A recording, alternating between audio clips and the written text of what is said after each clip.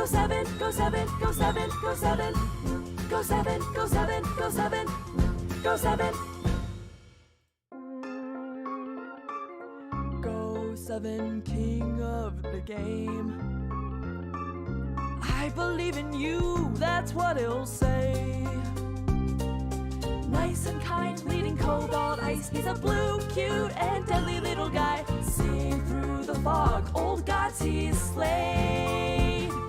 Go7, Go7, Go7, Go7. Go7, Go7, Go7, Go7. Go7, king of the game. I believe in you, that's what he'll say. Nice and kind, leading cobalt ice. He's a blue, cute, and deadly little guy. Seeing through the fog, old gods he's slayed. Go7, Go7, Go7, Go7. Go7, Go7, Go7, Go7. Hello, hello, hello. Oh, it's Quick Slow first. Well done, Quick Slow. We got Fluffy. I rudely interrupted Humida's video. I'm so sorry. My apologies to Humida. And active games.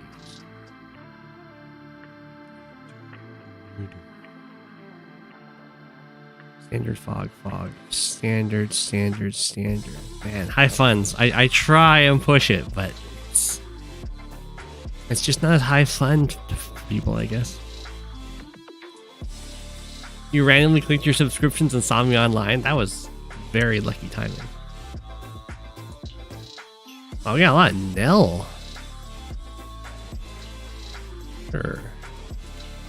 I'm torn between the Andy mirror that I know will be, of course, toxic, or Nell. You know what? Got Nell versus Kindle in tier 1. Like, Kindle's good. It's pretty rare you see a Kindle picked in tier 1.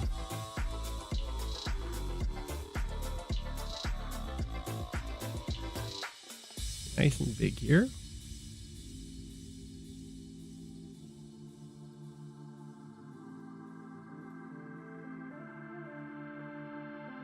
Hey! Hello. You're making another trailer type video for your game. Oh, that's cool. I know I committed a crime against you, Humida. I'm so sorry.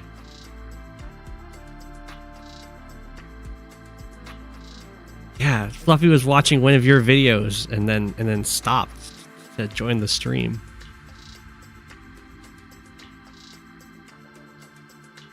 Okay. Well, things are actually looking like really nice for Kindle. Someone outside, I don't know if you guys can hear it, but someone outside is revving their engine. I think they're trying to move, but it's all ice. But yeah, this is looking really good for Kindle. We're up by quite a lot in income. There isn't any like powers on the board, so the copter's not really too scared right now.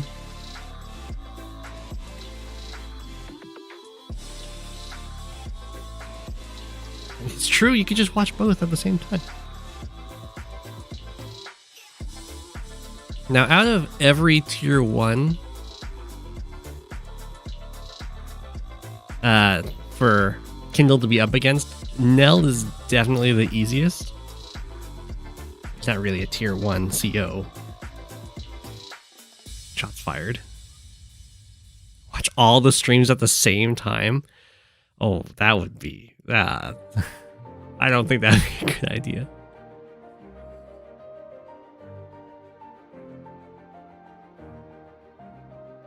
Okay. So Nell's definitely focusing the troops together. It does help with their survivability. Get a ton of luck rolls if she needs to. Lone penguins get cold. You're supposed to have a bunch of penguins that all huddle together and stay warm.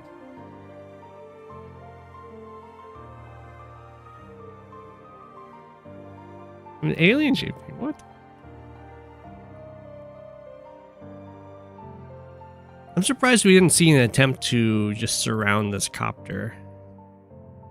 That would have been pretty cute. And I mean, there's a lot of stuff over there for Nell, so making the fight continue there would be advantageous. You coming in? I'm already hating on Nell. I'm not hating on Nell this time, although I do think she feels the worst of all the Lexios to play.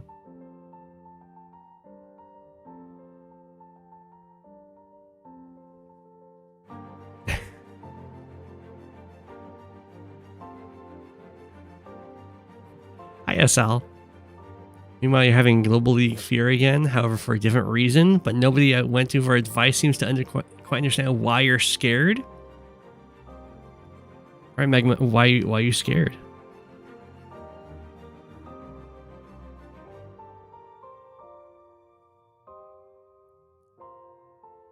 Schmoovin. No more cities being captured by our Nell player, and Schmoovin is up 3K in income at the end of this turn. Looking good. Hey, Bree. Always joke saying stealth fires are Santa.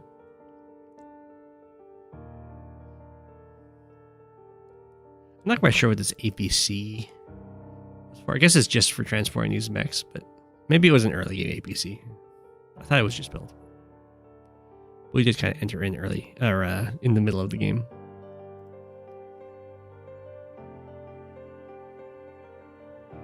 No worries, Bree. That's why you can always just watch them.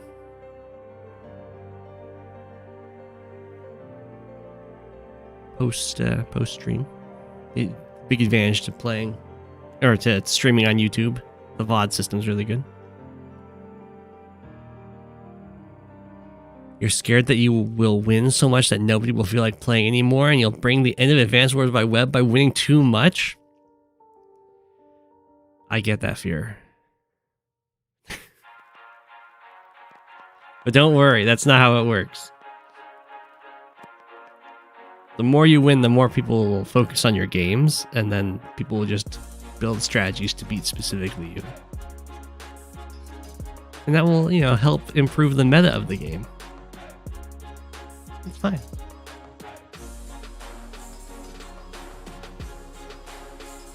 So once again, bringer of the end of times.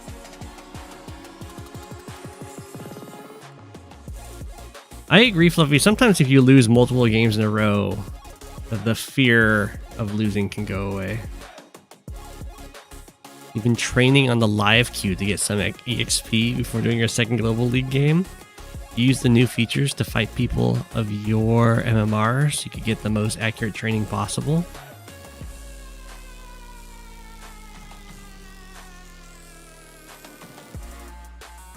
I will say that I don't think live queue is going to be the best. Those guys are just not giving up, moving their tires on the ice.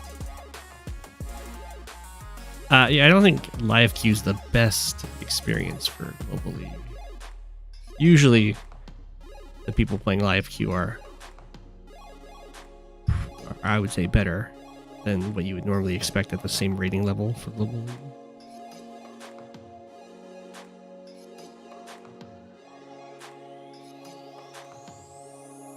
And all three matches were losses to weird, wonky builds. There's also weirder maps in live queue. I wouldn't be too hesitant at, I wouldn't be too hesitant to play after whatever experience I have in live queue for Global League. It's a very different experience. Judging by how your Global League game went, I think you'll be doing quite fine for a while. But I can understand the hesitation. Nell is moving on out. Very risky move to place the copter on the city here. Probably fine. We do have like a bar and a half before Schmoovin would be able to use an urban blight. I do like this capture of this city though.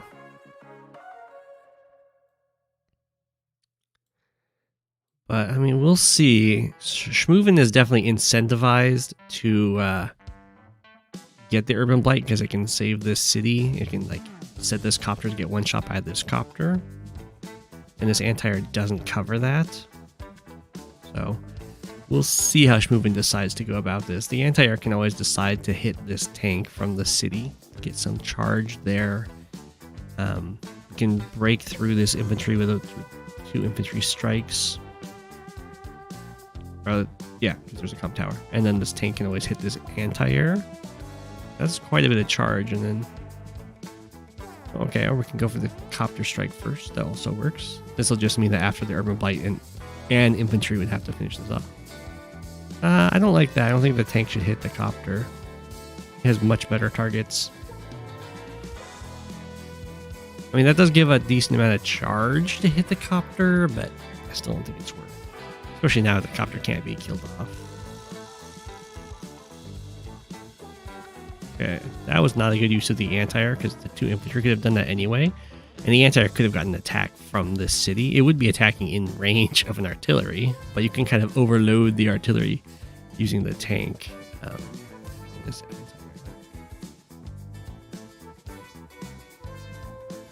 That was a little bit peculiar. At this point, it's probably not even worth using an urban blight.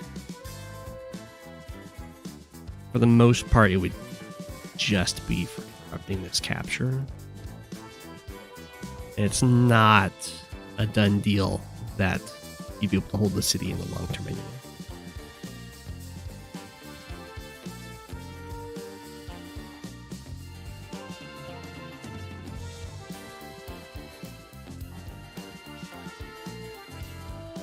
That was gutsy, yeah.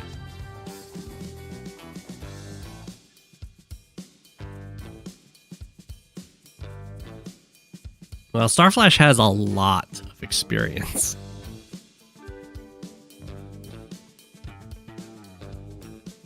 I believe Starflash has more draws than I have games played.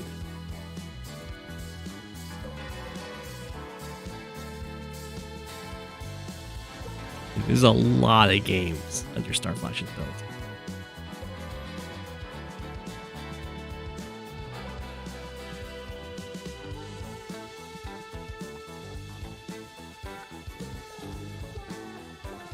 I don't know if the live rating is coming soon, but I have heard it's in the works.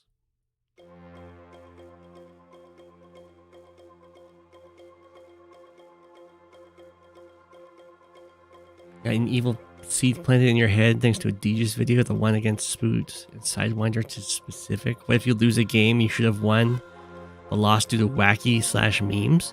I would say if that happens, I would definitely suggest taking a mental check-in to see how you're doing. It's the kind of thing you kind of have to laugh off. Everyone's lost some games they really should have won, including because of wacky/memes. Whoa. Nell just surrenders there. I'm surprised by that, because Nell was going to get this city back. And that will change this to only being down 1k. And then we have the Nell normal power to go for a whole bunch of attacks here. I mean, the mechs are kind of intimidating. 2, 3, 4. But I mean, you get a bunch of luck roll attacks here. I thought that would be at least something to go for. But still, very nicely done. But yeah, it's okay to lose games for wacky reasons. I mean, Deegis himself has lost a number of games that he was winning for wacky reasons, so he understands that same situation. He's put the pressure on you with. It's okay. You've been stuck like this for 2 weeks now.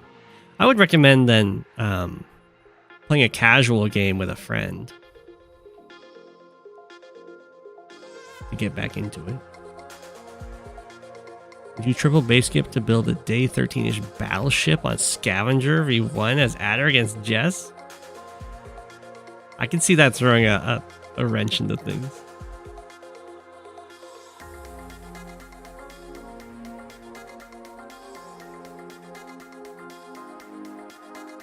Live game.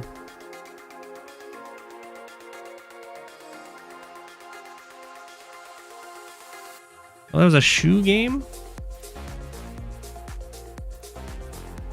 Oh, it was not an active shoe game. We got standard. We got standard. We got standard. Guess we can see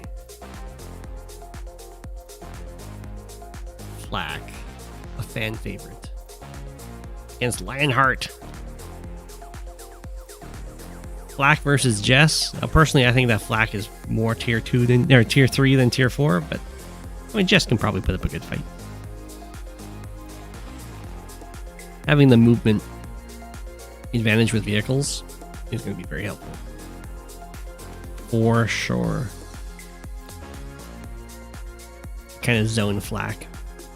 But Flack's infantry are way scarier than Jess's here.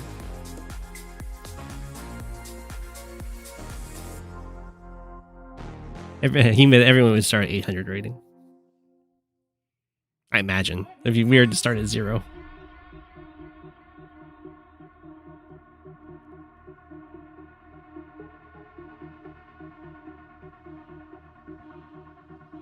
Steelers cooking.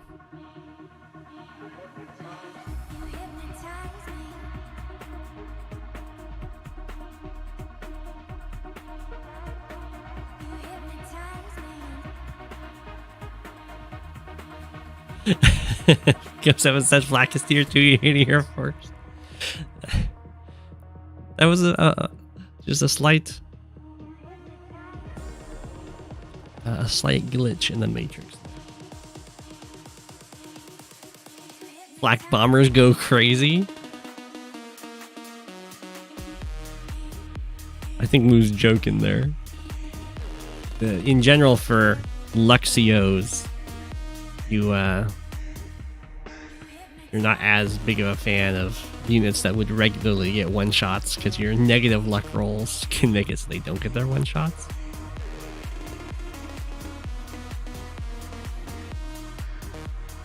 I mean, it's not like they're bad.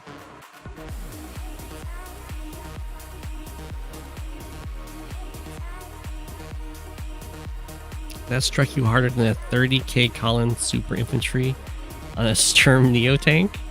I think a 30k super infantry would do nothing to a Sturm Neo tank. Maybe if it was like 3 million K.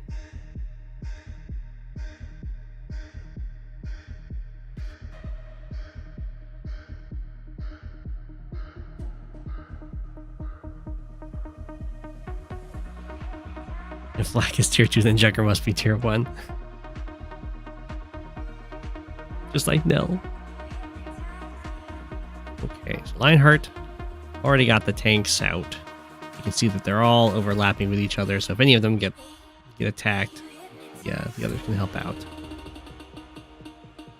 Flack's kind of doing the same, but the Jess tanks are definitely a lot scarier. The plus 10 firepower is stronger than Flack's luck most of the time, or baseline at least.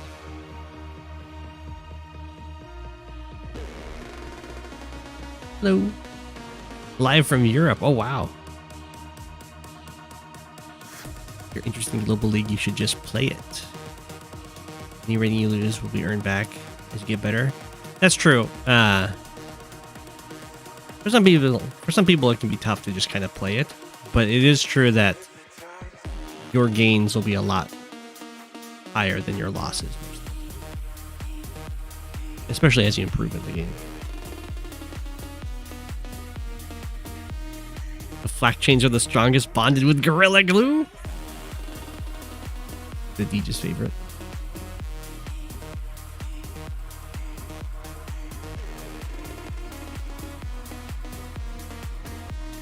Exactly. just don't get unlucky like my Sonya. Yeah, Fluffy is known for getting very high luck rolls with Sonya. And by high luck rolls, I mean not bad luck rolls. It's a weird move by Lionheart. This infantry should not be here. It should be probably one tile back. It's inviting Flak to strike it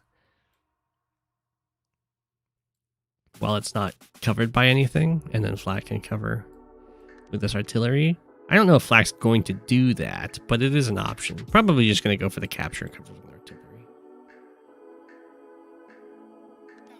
So I don't think I would want that to happen to my most forward infantry for Lionheart here. Maybe that's in their plans, though.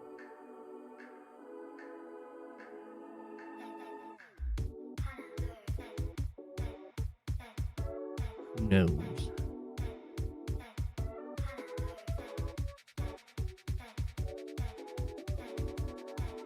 Now you're terrified to even get into a game because you're mad to lose to Jank, and yet my friends keep telling me to just go. Advanced Warrior also says to just go for it. So, if your friends are telling you to just go, what's stopping you from just going? Is it the fear of the Jank?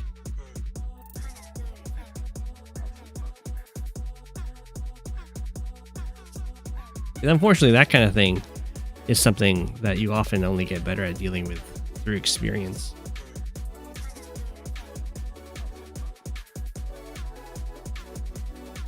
I mean, I've lost to HQ rushes, famously to some high-profile players. I mean, I got my revenge, though.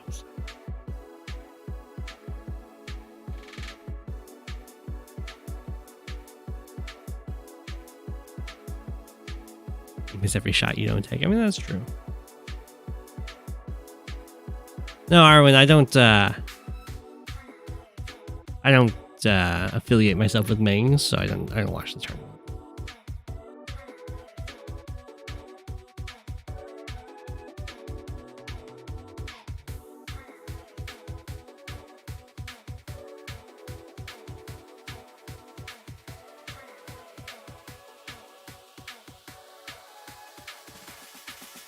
Technically, if Sonya always rolls lucky, she's just extra strong. If she always rolls lucky, she's kind of like a regular CO. Does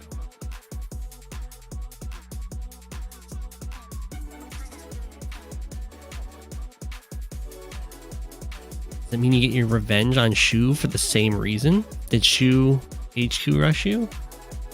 Doesn't sound like something Shu would do.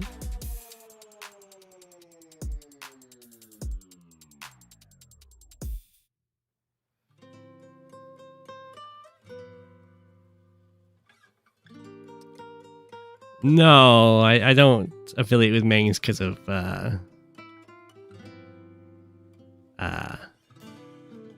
because it was past misconduct.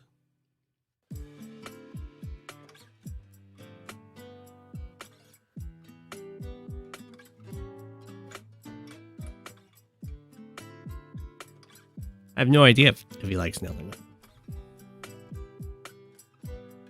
Fear paralysis just tells me, are you willing to lose to very stupid nonsense, get mad and feel bad about yourself in queue?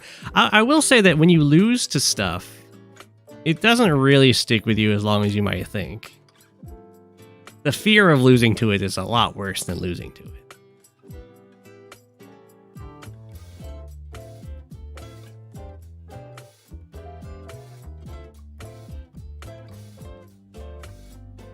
This has been a very chill game. They have a lot of tanks out on the field, but no one's starting the fight. I think that's probably beneficial for Jess.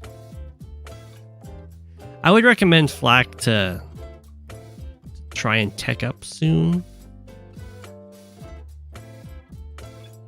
with the idea being that Flak can use powers with luck rolls to kill the opponent's higher checked units, and Jess doesn't have that same capability.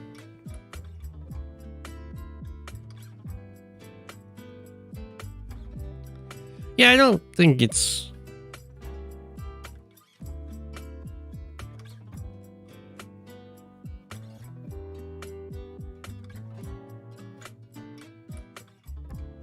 Yeah, I'm not gonna turn this into a stream about Mangs, but there's plenty of stuff out there if you wanna find it.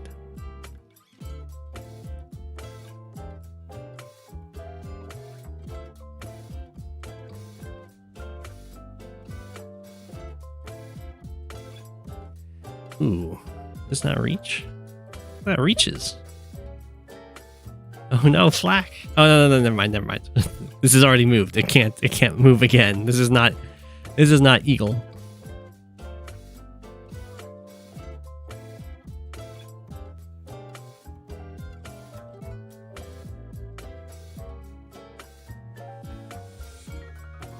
The nice thing about dealing with jank in async is that you have the time to refute it properly. You can.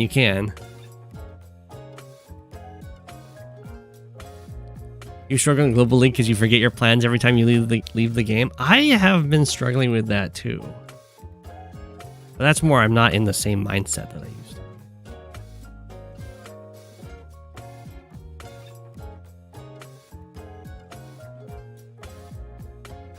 to. Here we are, very scared.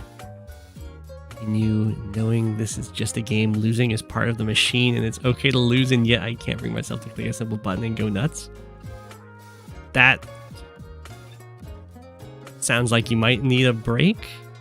You can't bring yourself to push it and you're trying.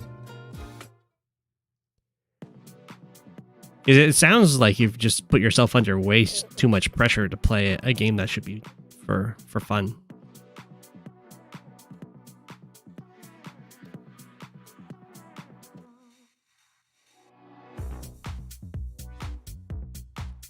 I do know about StarCraft 2 cheese builds. There's a lot of them.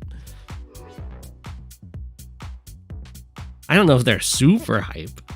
Ooh, I do agree with Flack getting this copter here. Trying to enter into the air war. Now just copters are slightly weaker, but they're still perfectly fine. I've seen some very fancy cheese builds in StarCraft. And I think there's more potential for cheese builds in StarCraft just due to the nature of the game. The tech tree is more flexible for rushes than Advanced Wars by Web and all that stuff. And there's more micromanagement stakes. Not that there aren't in it.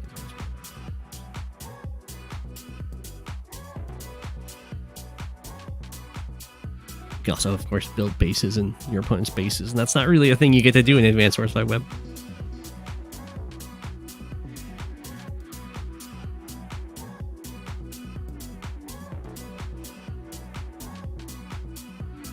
Okay, so Lionheart gets a kill on the tank.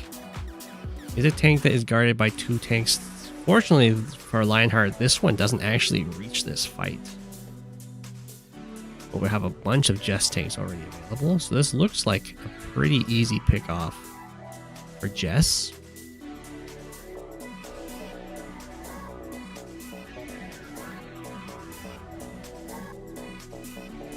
They just kind of shook hands and took these cities.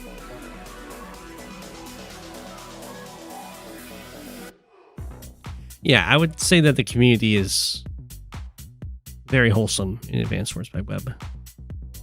The vast majority of it, at least.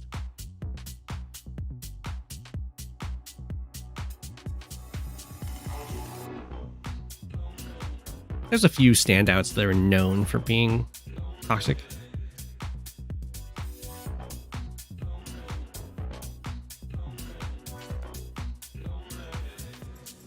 You've been called a cheater once. In my initial rise, when I was first learning and playing the game, there was a Reddit post that was calling me a cheater.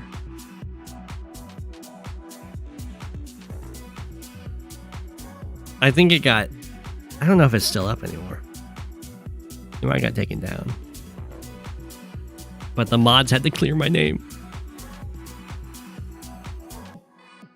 It's also really difficult to cheat in Advanced Wars by Web, so I don't even know how that would work unless you're matching with yourself. If you've got like multiple accounts and you're win farming.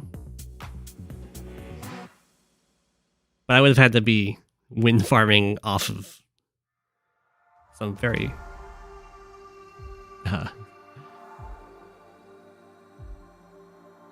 high-ranking players that have been around for a while.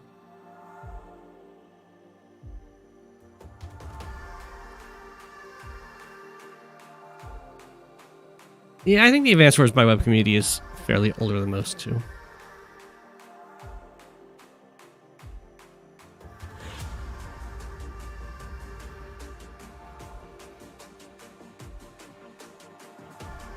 That is true. When you lose to weird cheeses, you can add them to your own repertoire. I would highly recommend that too. Especially if it's someone using a unit that you're like, oh my gosh, I didn't even know you could do that. By older, they mean odor, as in stinky? Oh no! Your cheat was having vision on V-Copter in forests. That is a really common thing that people learn, is that the air units, and learn the hard way, is that air units do not hide in the woods.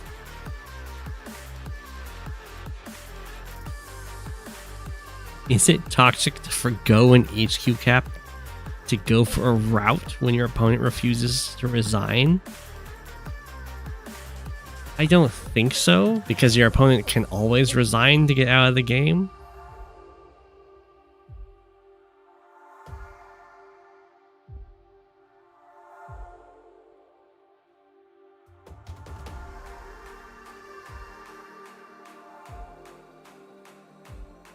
I mean, yeah, I wouldn't say it's toxic. Is it bad manners? Maybe. Welcome to the stream. Is it just? It's either Jasu, Kalidro, or it might be. I don't know. I don't know what language it'd be in. J's can be so many different things. What are the downsides of air units not actually floating over the battlefield?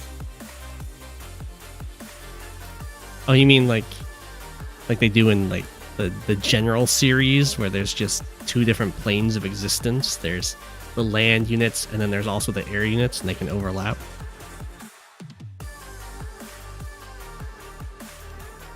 The air units can hide in cruisers on reefs. That's true. Did the stream rip? No. I'm fine.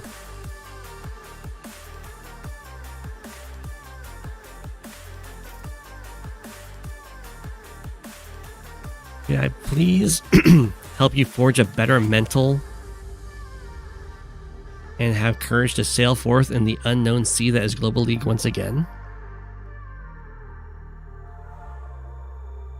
So, one of the things I would do when feeling the pressure of having to play in the Global League is I would decide what kind of player I want to be, and then I would just play like that player. So if I was climbing, I was like, okay, I'm just a player that's trying to learn how to play the game, and everything I do will be just a learning experience, and losses aren't going to be that big of a deal. And then once I'm a higher ranked player, it's like, okay, I'm like a top player. It's okay if I lose. I just have to lose in a fancy style. It needs to feel like it's a challenge, that kind of thing. You can try that. Take on the mentality of a challenger.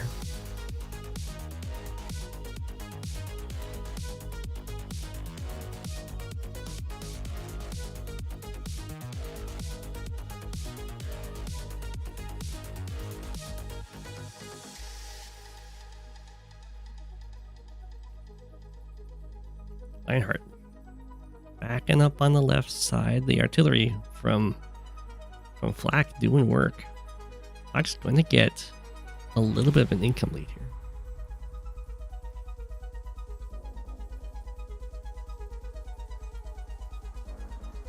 If I could add a new unit to Advanced Wars by Web, what would it be?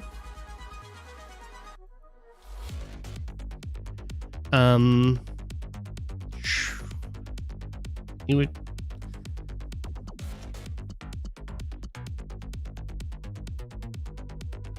a good question. I'm not 100% sure. It would probably be another top end unit.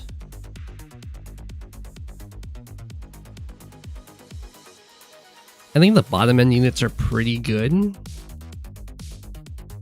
Either that or you could try and make a black boat of land. Some sort of unit that can repair other units. But I don't think that's really needed.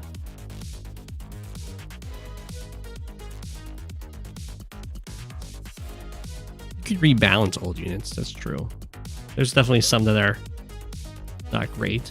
You could add another naval unit, but I don't know if it's even worth investing in the Navy. I mean, the black boat was the best unit they've ever added to the sea of the game, for sure.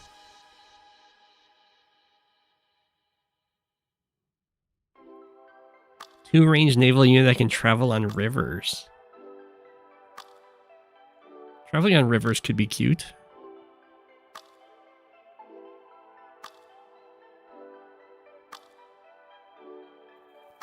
I don't have a place to listen to my stream playlists. I'm sorry. I would recommend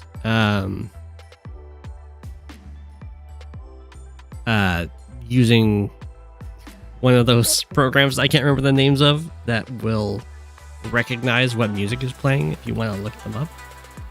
Because unfortunately, I don't have a way of having it tell me what song is currently playing. I can quickly show you. I think at least I can find it. Stream music. I don't know if that showed up on stream or not. It did. This is just my folder of the music that's playing. So you can see quite a bit of its AGS is from AGST.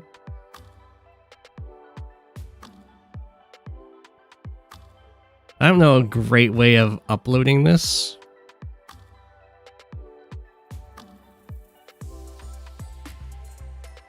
It's how many songs? 229 songs. Maybe one day I'll figure out a way. AGST's the band, I believe. No update on the podcast yet. I'll let you know. I have a whole year to make it. But there's just been a lot of adaptation with work and stuff. Once I'm more comfortable with my schedule and routine, I'll be able to jump into other stuff again.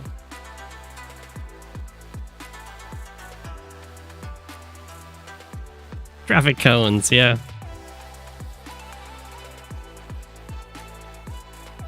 Do I play myself on some streams? Sometimes. The problem is if I do that too much, I'll just burn out.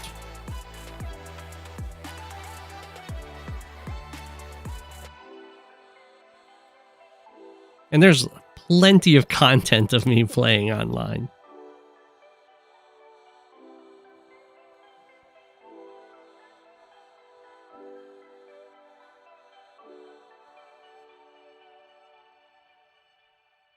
The black boat is such a surprisingly well-made unit. It's true.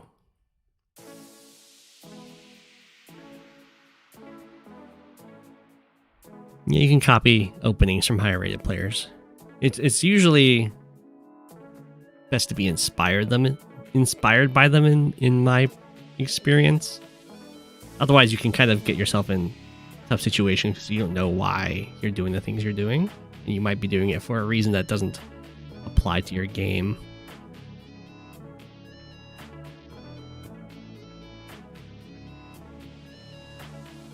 Just like Dragon Ball, we need to lend our strength to Mega Man. You can do it.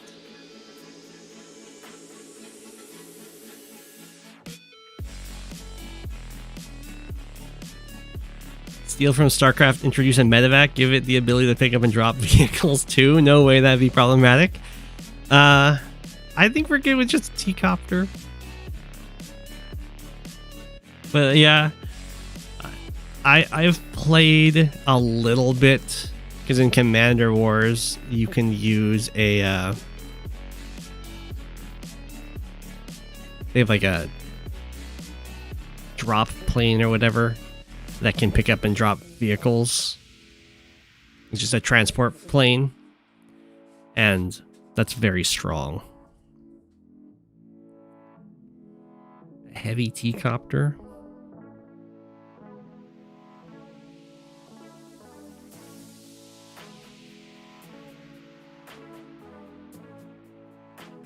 Well, the thing is that vehicles, one of the stats is movement. That's heavily impacting how good they are. Like, mega tanks suddenly become amazing if they can move 4, hop into a plane that moves 8, and get dropped off. That's like, whoa! Mega tanks immediately on the front line, and it's really good.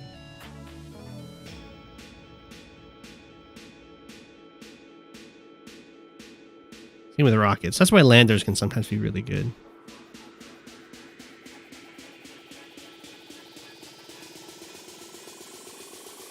You've heard of talks about a destroyer? Well, that's just the cruiser in other iterations.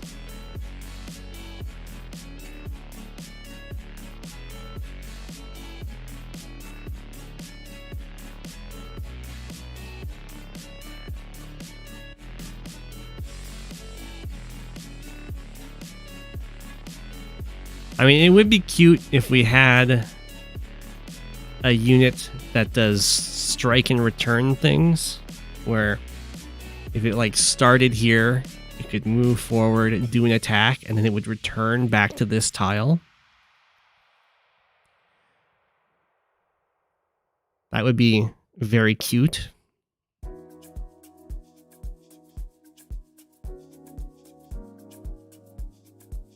Yo-yo tanks, yeah. I'd probably make it more like a recon, like an upgraded recon. I don't want it to be able to break tanks easily, but breaking infantry walls with it could be cute.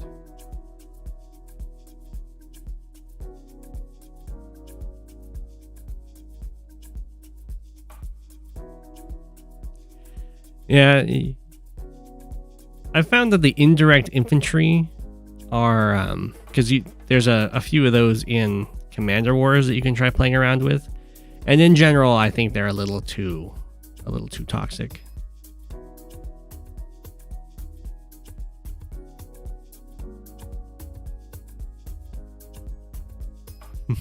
They're not harpy hags. They're not up. They would still get counterattacked against. They're just regular harpies.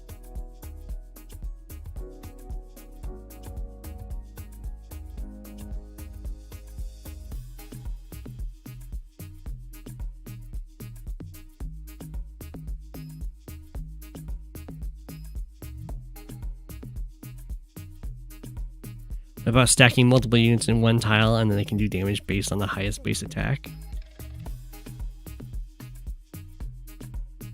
Maybe just 1 or 2 range then. Yeah, I mean, I'm somewhat tempted with not snipers, but more like mortar infantry that are like mechs that can't counterattack but have 1 extra range or something like that. But at the same time, I'm like, why do we even need that when the artillery already fills that role really nicely? Something I'd like a CO to be able to do is overheal. I think overhealing could be pretty fancy. Even being able to heal up to 11 instead of 10 would be kind of game changing. It might be too strong. I mean, they do extra damage. They're harder to kill.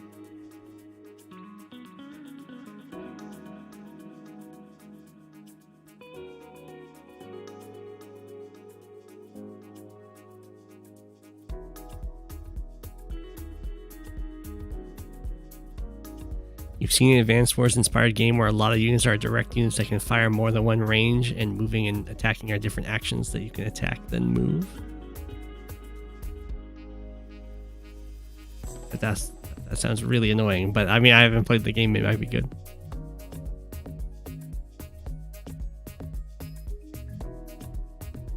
A buffing type unit. It's true. We don't really have. I mean, we have one support unit, and that's the black boat.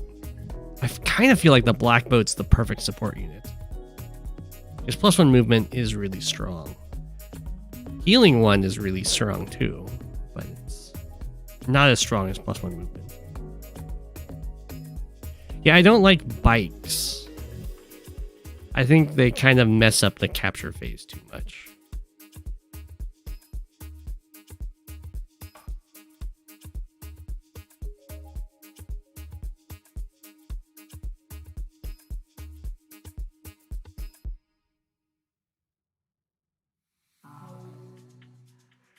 And bikes are fast. And you don't really need mech bikes because you've got mech APCs. If there was if there was a CO that gave the APCs an infantry attack, that would be funny. I'd be more in favor of new COs more than new units, I think. I think there's more design space in the COs.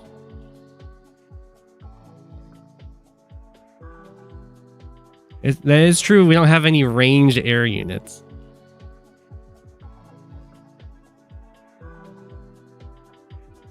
What about a unit that calls down a missile silo strike that's delayed by 1 turn?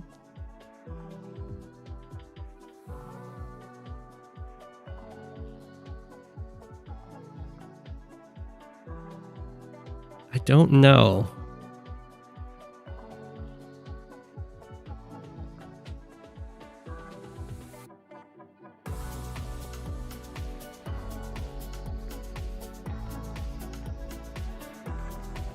What about a movable comm tower unit that boosts attacks for surrounding units?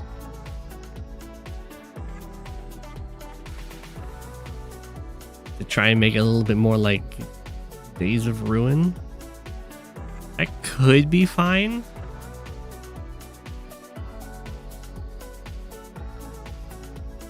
Those indirect bombers. It's true. Slack secret indirect bombers. A volcano CO?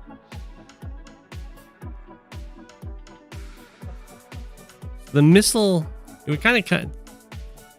The missile drop unit would definitely depend on when does the missile drop. If it drops at the start of your next turn, that's pretty good. If it drops at the end of your next turn, then that's less good. But probably more balanced.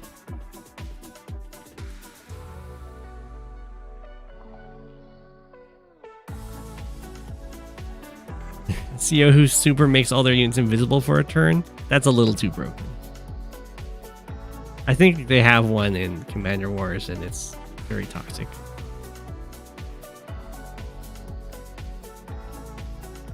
Maybe it might not be too broken. I mean, obviously that's not as good as like Combi Super.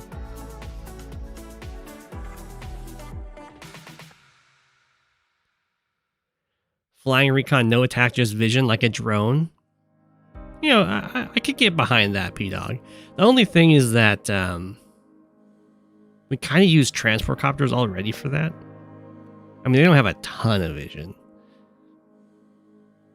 And the main thing that any new flying unit is going to do is, regardless if it attacks or not, it's going to be a blocker, unless infantry can just shoot it down easily.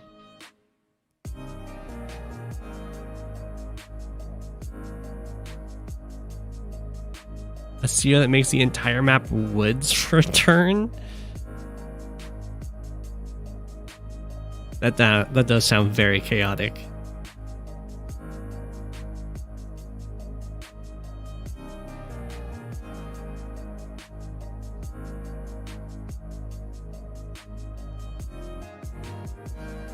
Flak's got super available here, so it's pretty daring to attack into this right now.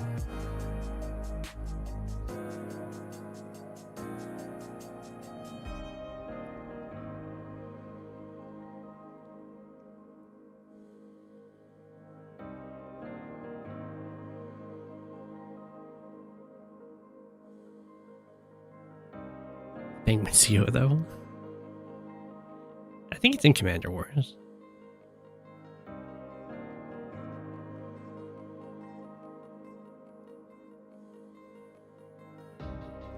Your idea for a CO is one that has 10 star power to swap unit positions on the field minus infantry.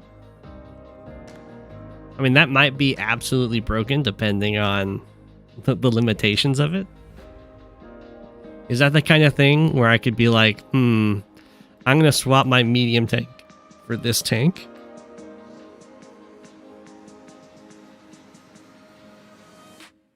Which gives you like effectively a free kill with your medium tank and also kind of a free kill on their tank. Depending on how many times you can do that, that would be very strong. Ooh, okay, we got to hit that anti-air, which is nice. We're going to get to see a lot of potential luck rolls here with these infantry. We'll see how it goes for our boy Flak.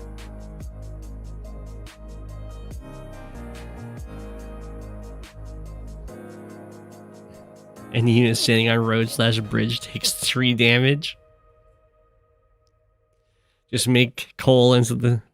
I mean, I would be happier with Cole being the Kindle of the zero terrain star. That would be pretty cute.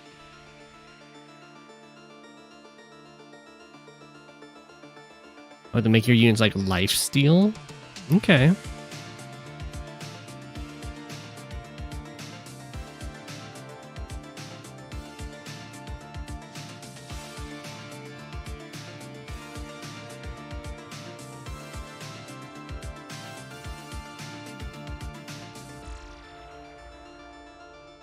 Lifesteal definitely has some appeal.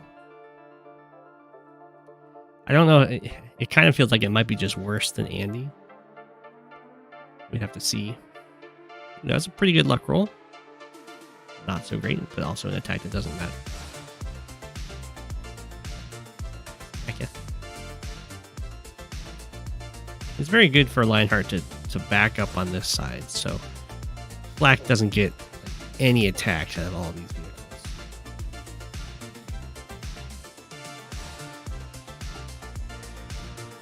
Yeah, the reducing ammo is another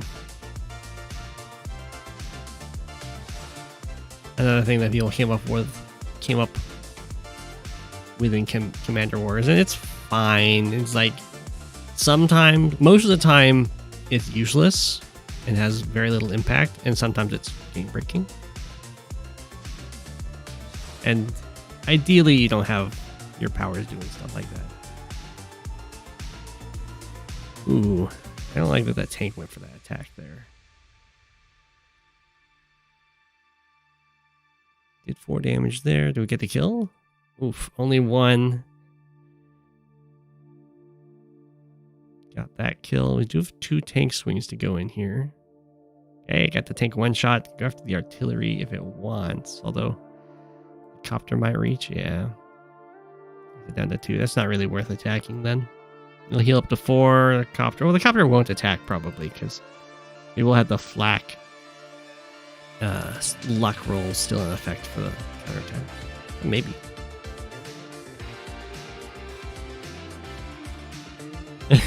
What about a CO that makes your units invincible for a turn, like a massive defense boost and an offense boost, and a stronger counterattack? Could make all their units cost more to balance it out. I think only that'd be fine, Sal, if their units also were just inherently stronger as a baseline. I think then we could ship it.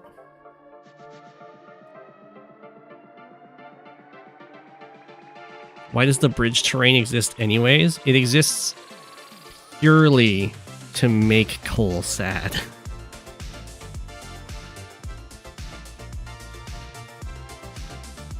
Black just resigns there. I think that's kind of fine. They weren't super out of it yet. But Lionheart is going to have the power. They can kind of just not engage over here for a turn. Ooh, it does look 2, 3, 4, 5, 6. It does look pretty good on this side. The no anti-air is going to be a big problem. The just copters can just kind of do whatever they want.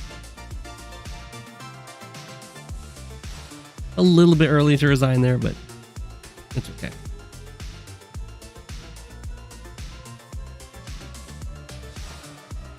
We have a high funds. It's even Shu.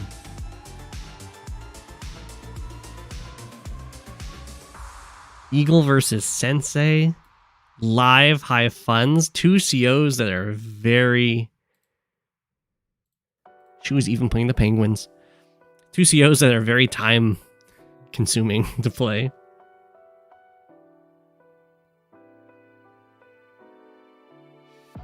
Shu, that guy plays Puyo Puyo. 50-star normal power to instantly win. 55-star super to win your next game too.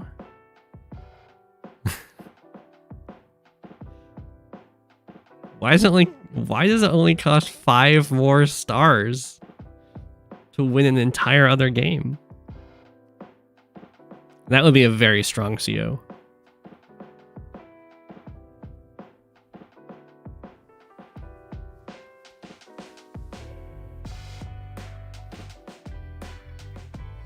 Why not?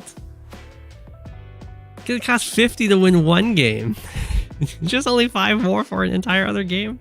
The return on investment's insane. Of course, they'd never let you play that CO, not because it's broken, but because it would make Global League really unfun. 50 stars to instantly win the game is like really weak. 55 stars to win your next game too is really strong. What about a CO that crashes the website? Already got that. That's Sonya. Hey. So Shu went for the airport pretty quickly, which I think is probably a good call. Transport copters and all. Or maybe you can stick to copters.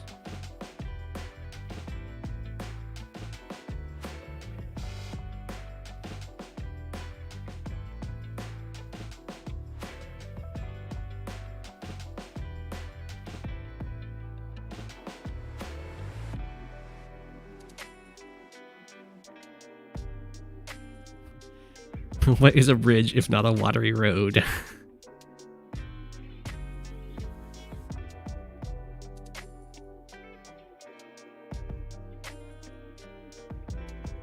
That's fair. That's fair.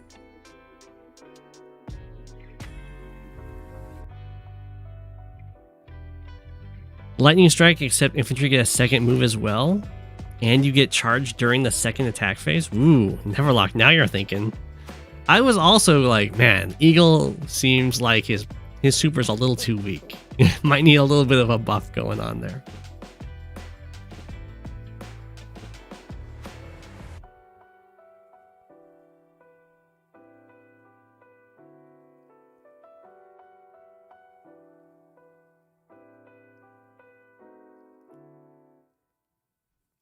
I guess the CO, it would really, oh man, it would be such a problem for the moderation of the community too if there was a CO whose power won the next game, because most people would just resign before you got to use your super, but some people would be like, yeah, it's fine, I'll just stick in the game with you so you can win your next game too, and then that's kind of just win trading.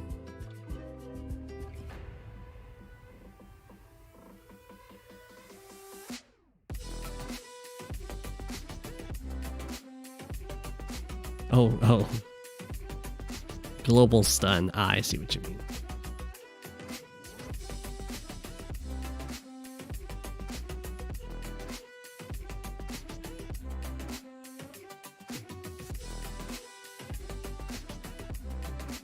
What about a CO power that makes the other player owe you a draw in the future match? That's also kind of win trading. Why are you guys trying to cheat with COs? CO powers. See, I would hate a CO that steals your powers, because that's just a mirror CO. It's like, this CO is always a mirror match, and I hate mirror matches. There are some people that like them though, so for them, they would love that CO. Every game's a mirror match.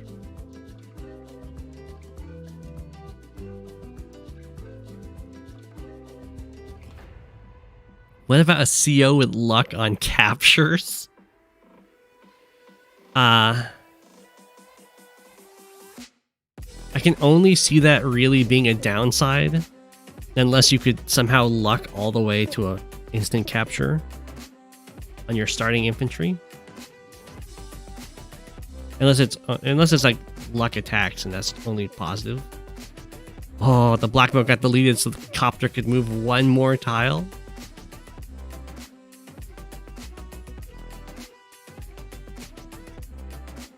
But why does the copter even need to move one more tile? I mean, it could have moved here. Guess we'll find out.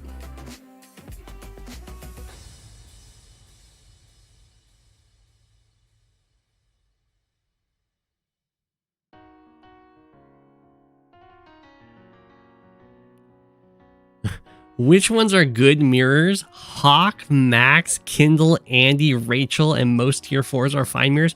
Hawk? Hawk? Hawk is one of the worst mirrors in the game.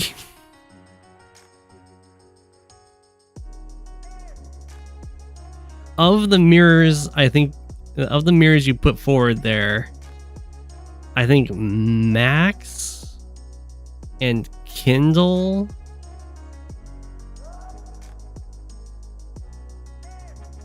probably the best. I don't like the Andy mirror because it's too... Any mirror that's too reliant on getting your superpowers is inherently going to be really annoying.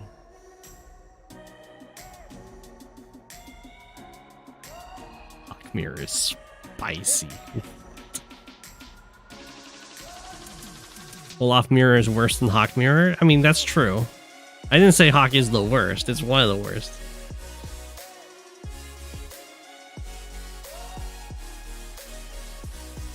Well, the Hawk mirror is bad because it's just the super game of chicken with the supers, which means if both people know what they're doing, then like no one uses a super. If one person doesn't know what they're doing, they use their super first. They don't get enough damage done, and then they get absolutely wiped by their opponent, healing off their super, and then getting stuck with the global damage. It is a trade-off. I'll admit that.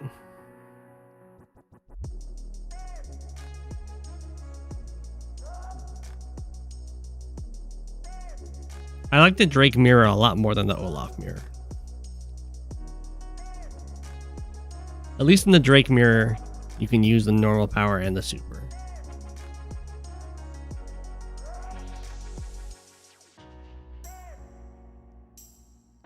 You like the Drake mirror more than the Olaf mirror?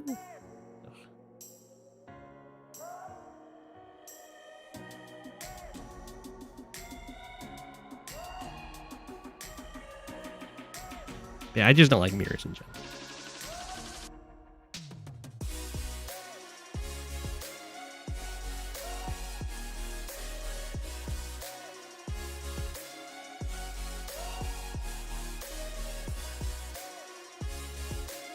You can Hawk first and still win.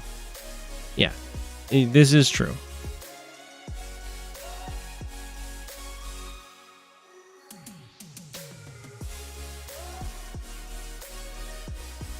A pink mirror. Only 2 mirrors are fun. Sammy and Lash. I think... I'm not a huge fan of the Lash mirror because it's another one that's very super dependent, in kind of a really big way too. Because the first Lash that gets a super off is kind of immune to the other Lash's super. But day-to-day wise, it can kind of fine. I think Sammy's okay as a mirror. But the Combi High Funds mirror, it's okay.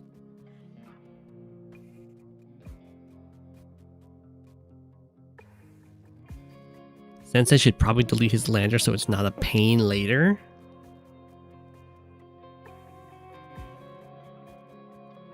So it's not dealing with the unit cap. You can always delete it later, though. Oh, the unit cap is 50. That could end up being a problem. We'll see. Surprised we've seen so many recons out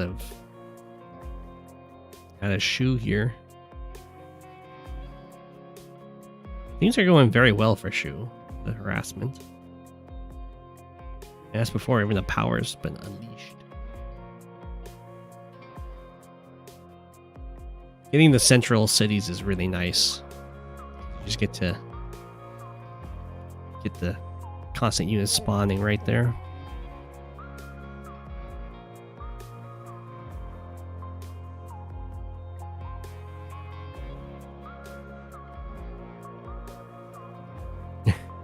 Is it unit limit? It's unit cap, isn't it? No, it is unit limit. This is the unit cap. Shu is already level 3. Got the sensei fighter.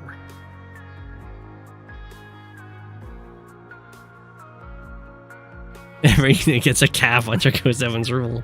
Yeah. You all get a hat. Wow, that is going to be one sad anti-air.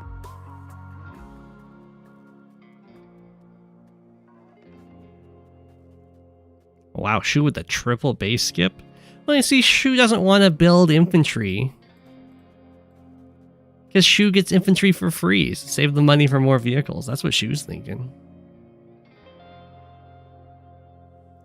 Wow, Eagle's got the guts. Like, this bomber doesn't need to get out of here this turn. We can clear the way. Fighter gets to here. 1, 2, 3, 4, 5, 6, 7, 8, 9. Oh, the fighter will cover the pipe seam.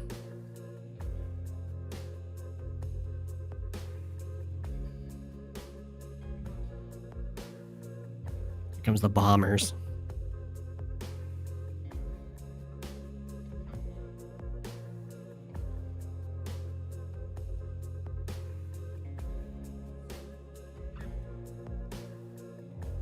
I mean, I don't think Eagle's gonna like spamming bombers and infantry against a sensei that spams fighters and then other vehicles every now and again and gets free infantry.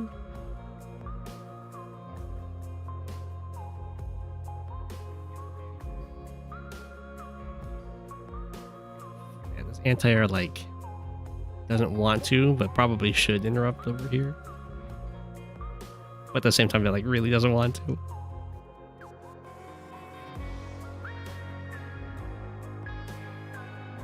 Ran away.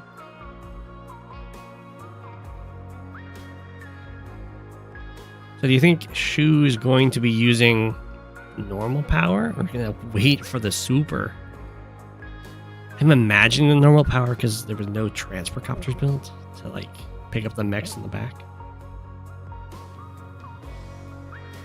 Oh.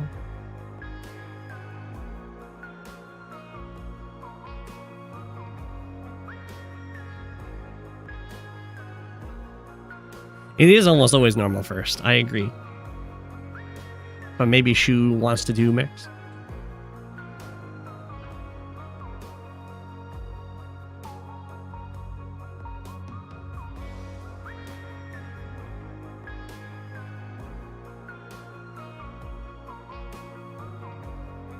Oh.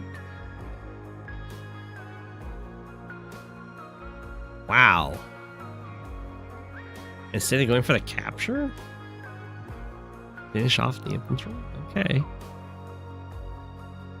I think you can just go for the capture and leave this for another attack.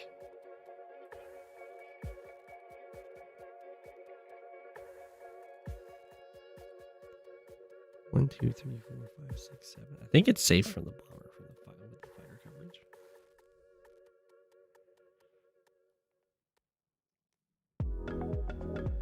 Okay, we are going to use the normal power.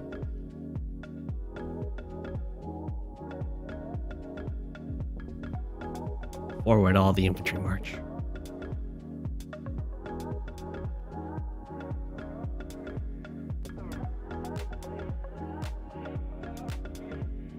There's an episode of The Simpsons where Homer gets his name changed to Max Power, and you can't help but think of Max from Advance Wars. That's good. Oop.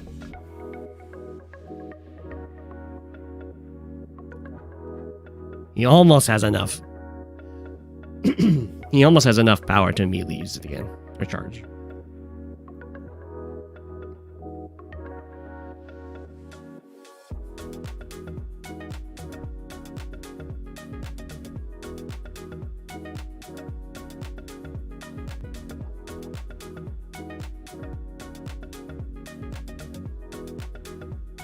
Alrighty. The bomber is free! Can't attack anything that doesn't get smacked by a fighter, but we can always build a fighter to try and cover the bomber against the fighter.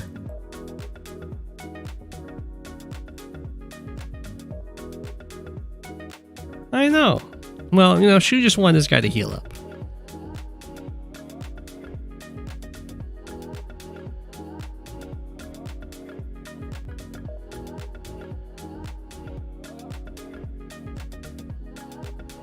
I mean, Shu is unfortunately for Shu, in the top left position rather than the bottom right. So once this unit cap is reached, these properties at the very top and the back of the map are going to fill up with infantry first, and then these are the ones in the front of the map where you want stuff, with the ones that are left empty. So that should probably get Shu to save up for the super sooner than you normally would, because the unit limit is being reached really quickly, and it's kind of pointless to spawn units back here. So it just gives you more time to lose units to then get all of your cities spawning stuff.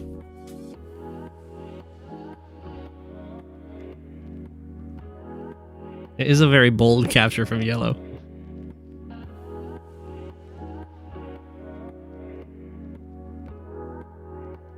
This fighter, 1, 2, 3, 4, 5, 6, 7, 8, 9. It's gonna be a super sad fighter. It doesn't actually cover this bomber. So when this hits this bomber, and then Shu just puts units in the way, the fighter can't get revenge.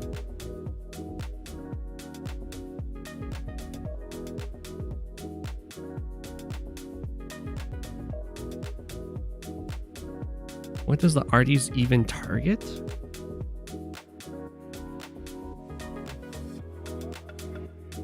I don't see any artillery. Oh.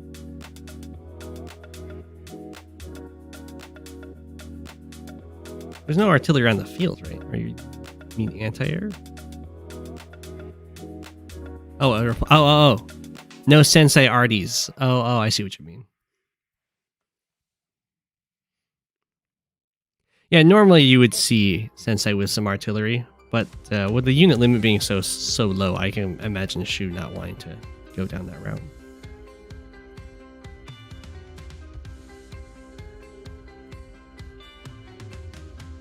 So it looks like the fighter can get the revenge hit here, but it's not very difficult for Shu to kill this guy off and then just put 2 infantry in the way.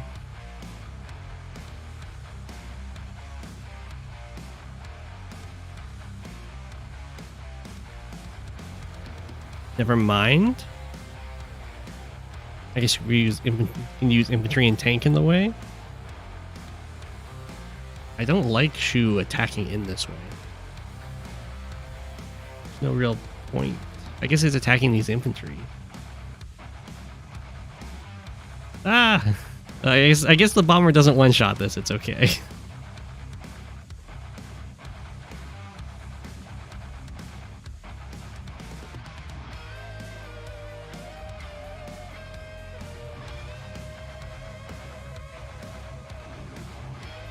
lightning strike have other plans. Yeah, I don't think Eagle can even get lightning strike, right?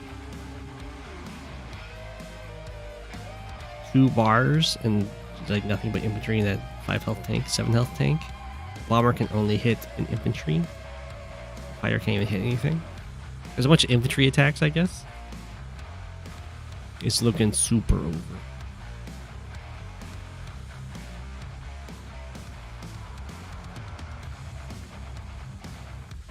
It is very cold out.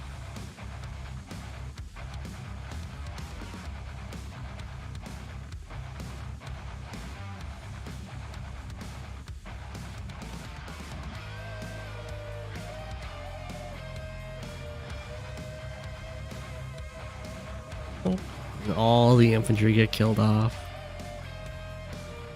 If Shu wants, could go for normal power. Won't quite get to the unit limit. Decide to do it. It's just like an overwhelming numbers. I guess the mechs really would have not really much of an advantage to the mechs at this point. There's a single anti-air, a single tank.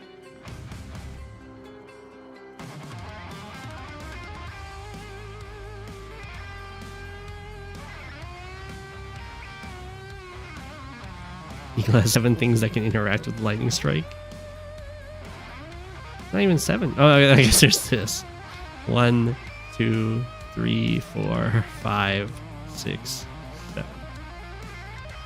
Unfortunately, half of those can't really do anything.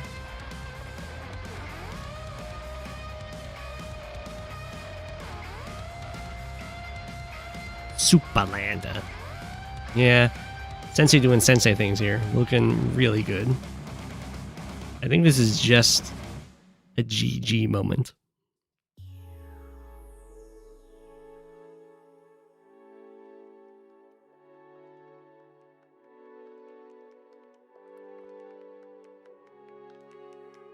I'm not sure what the point of the lander is, unless it's like, once this anti-air is gone, you can pick up here and drop off in the middle.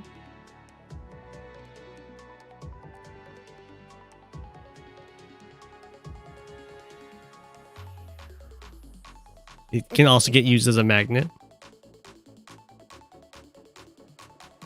I think it's here to be dropping stuff off into the middle. I think we're going to try and get the super. If you're trying to get the super, you should probably hit the tank. Take more counterattack damage.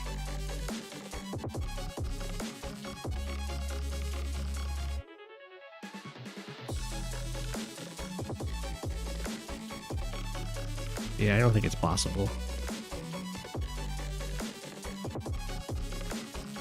The bomber could get a juicy hit. It'd be possible if the fighter could hit the... This fighter be possible. Don't believe that this can break through. Yeah. Even with the super, it wouldn't break through. Ooh, if the sensei power wasn't active, though, there'd be a chance.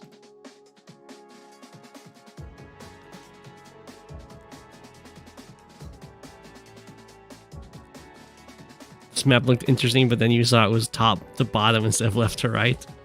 Well, ideally, you have top left to top to bottom right, or you know, corner to corner. But yeah, this isn't one of those.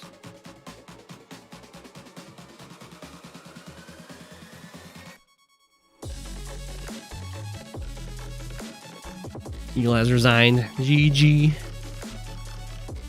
It was either going to be resign this turn or get the super next turn and then resign. But that's a tough matchup.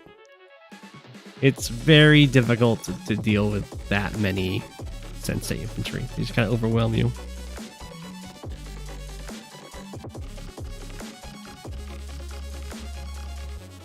Whoa, suddenly there's only 2 games and they're both fog? What happened?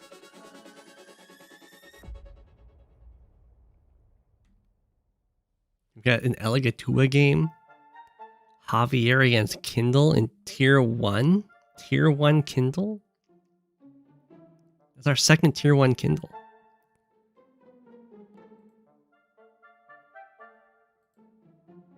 Wow. We can stare at it. I'm not going to ask like a 2F for vision because I don't want Donnie to be able to just look at the stream and stuff. Okay, well, no fighting has happened so far. We don't see any charge.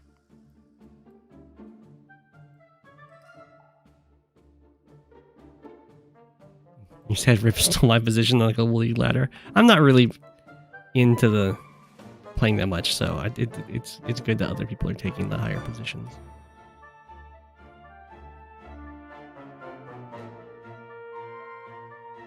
So, okay, now it's Javier's turn. I don't know what the spawn positions are. It looks like it's mixed base though. Or is it just left to right?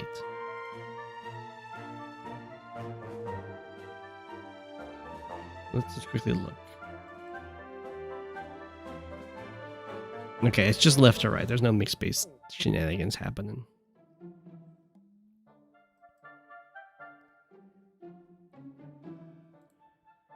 If it's left to right, I mean, the comm tower is insanely safe, which is good for Javier.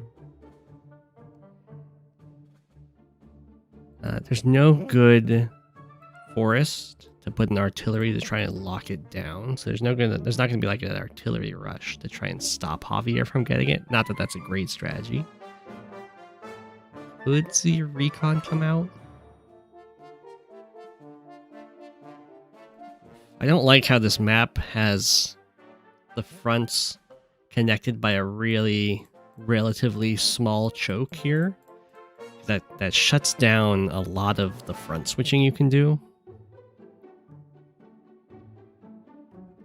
That might be advantageous to Javier, just going for like heavy indirect play. But it's day 7. There's been no attacks, so I don't think either player went for an early recon.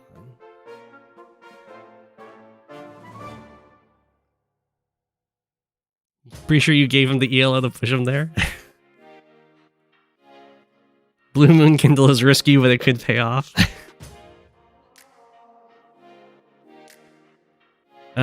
If anyone builds a pipe runner on the corner base, could we see it? No.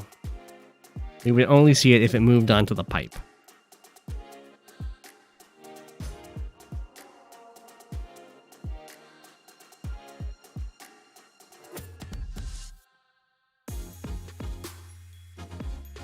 No fighting. These guys are chickens.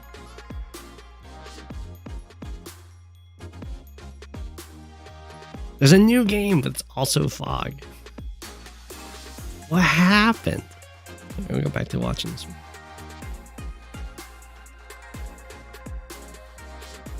There you go, Mega Man. You got this.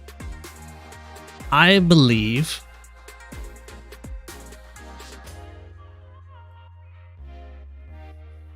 Oh, you've played on this map before, Max versus Eagle? How'd it go? Was the middle a problem?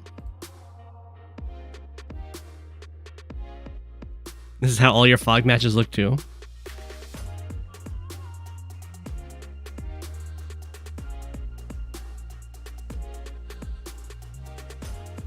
The single base looks kind of sad. It does have a little airport. You know, we got the classic double base versus airport base.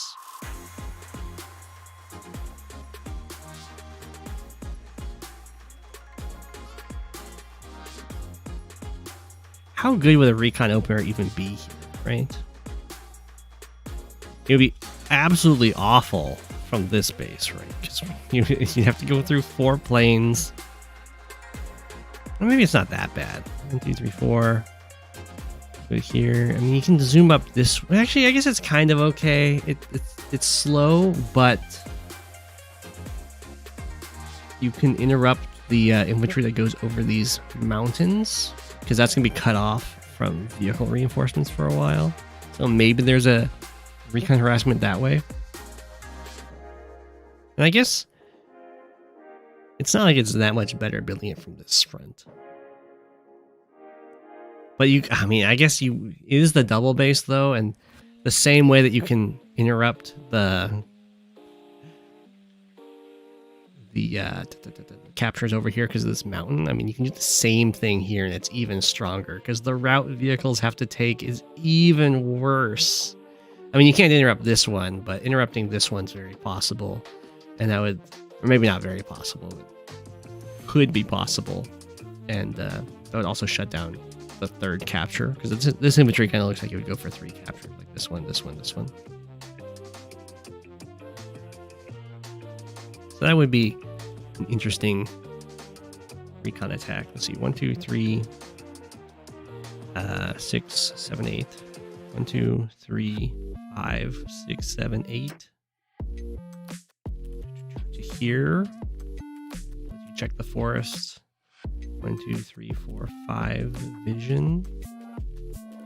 Interesting. So it might be that when you're doing this, depending on the timing of this infantry, you might want to move just a single tile forward so that you're outside of potential recon range. But I mean, they'll know you're there anyway. You just gave vision? I like it too, but what if your opponent checks? Oh, we do have the recon. You think so this is a fun thing to know. When you're doing shared vision, you actually get the old interface. So you don't get to see action by action. You can only see turn by turn. And now that the old interface is disabled for pretty much everyone else, like it did go with the recon. This is the only way to get the old interface now. Recon did go there. Decided to chill on the city. So yeah, it does interrupt this capture. Doesn't get here in time, it looks like. It might be possible depending on how they decide to go for the capture route out of this space. Like over here, Alligatua is more vulnerable to being attacked by a recon than Donnie is.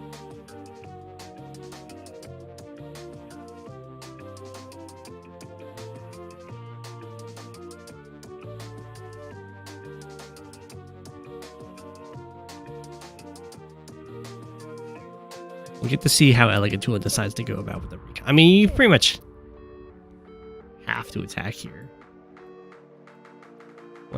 1, 2, 3, 4. Whoa! 1, 2, 3, 4, 5. Whoa, that's a really annoying amount of movement. So the tank would be stuck here, and then 1, 2, 3, 4, 5, 6, 8. Oof, the tank just doesn't cover this unless it's built a long time ago.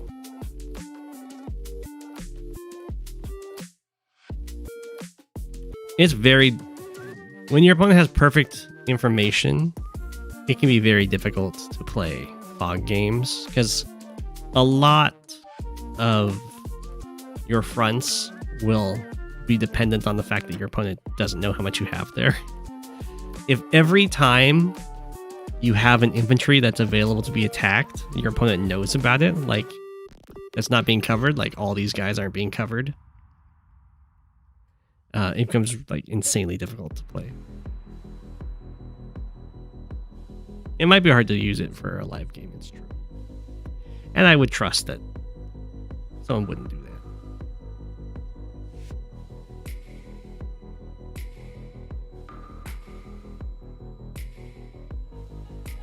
We had that error, so it might be. Yeah. This is also, I'm surprised they haven't got this. Whoa. Alligatua did not attack. That sounds really fishy to me. Like, why did you build the recon if you're not going to harass with it? Especially since it takes 3 turns for a tank to come.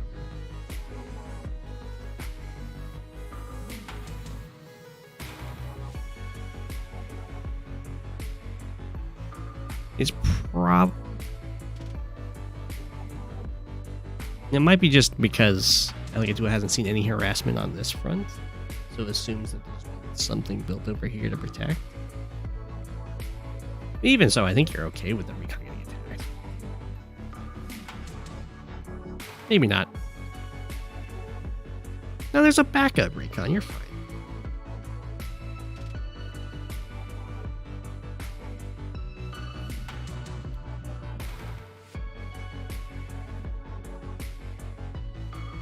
Or maybe the recon wants to find a different target up here.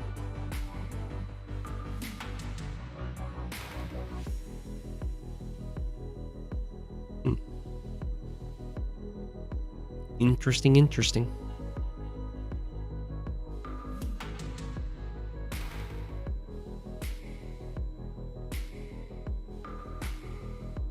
Quickly refresh. This is the problem with spectating fog games live. Kind of get desynced out of it.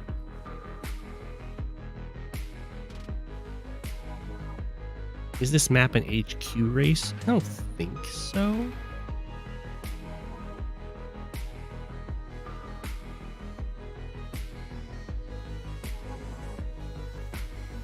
Just because the HQ has a decent route of defense this way. Maybe a little bit.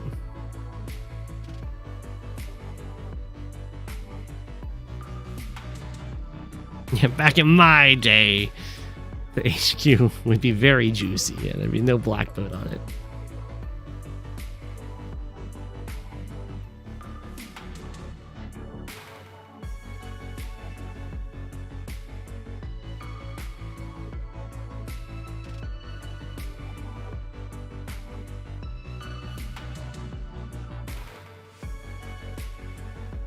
Ooh, says the recon.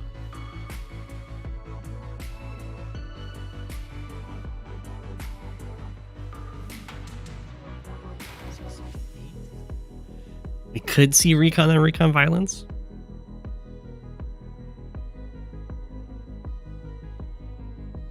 I'm not complaining. Tank came from all the way up here. I am a big fan of the black boats. I support the black boats.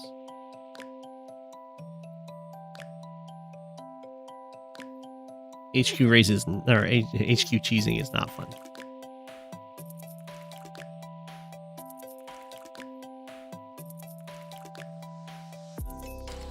I will point out this does kind of confirm that attacking this would have been totally fine.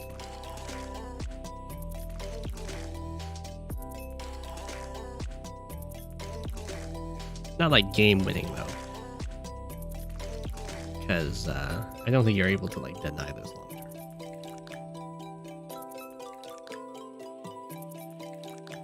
I like it too is probably surprised this guy got hit. I'm also surprised. I'm like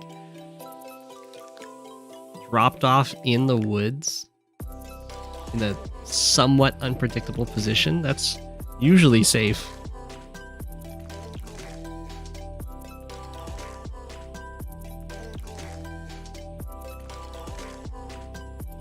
Piperunners on HQ would be funny. Hey, look, the HQ can actually defend itself.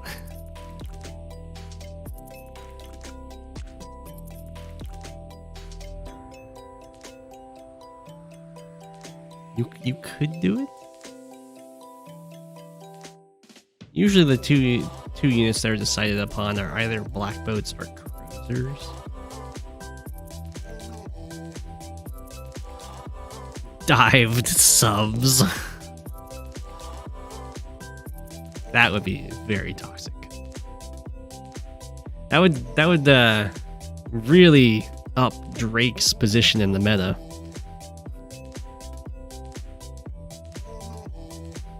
Yeah, Draco, exactly.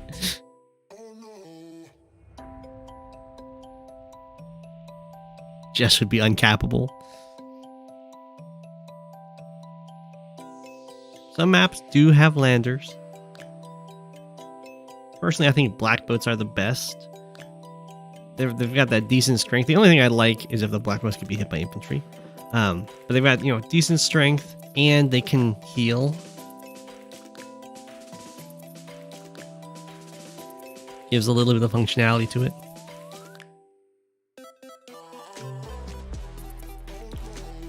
Ooh.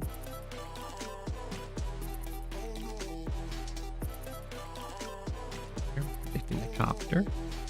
Interesting to go for such a quick artillery. I mean, it's still decent against Javier. Obviously weaker than you would normally anticipate. The landers are immune to cruisers.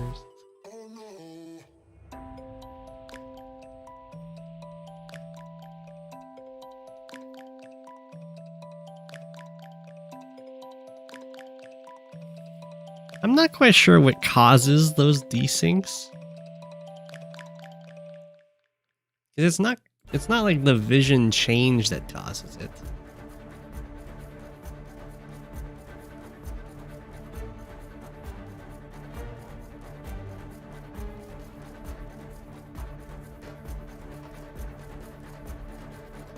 Yeah. Here come the tanks. It's fine. It's fine.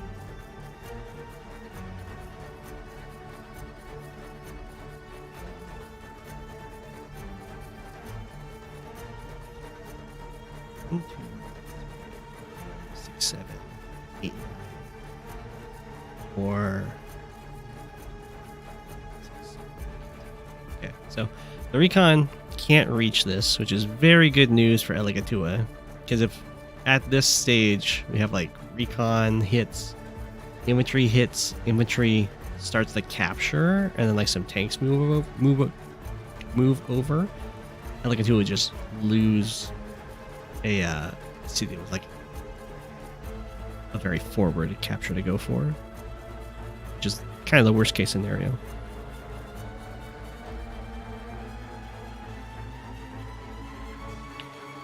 Yeah, they patched the units repairing inside transports. Infantry cannot attack black boats.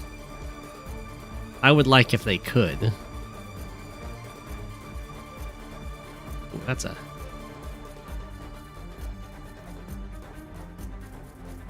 a bold recon, but you know what? Never punished. That's a bold tank.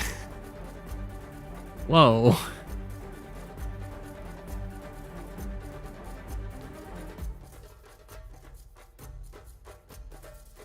Sometimes punished. I look at two of being like, why couldn't I have a tank ready for this? I think it's gonna live the artillery plus anti-air attack. The anti-air is probably not even going in. We're just gonna see the artillery get shot.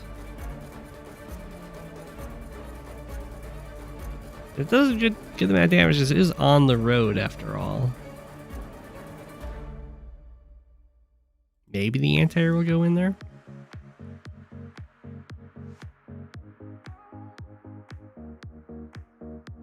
Landers do protect vehicles from global damage and emotional damage. True, true.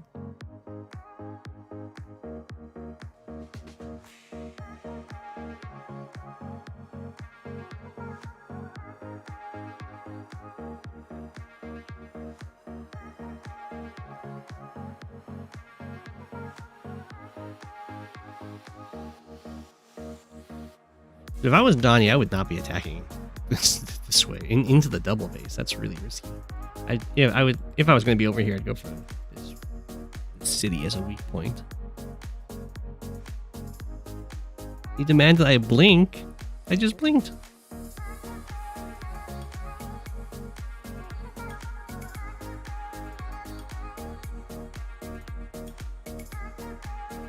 You know, it would be a good update if the damage calculator could factor chip damage.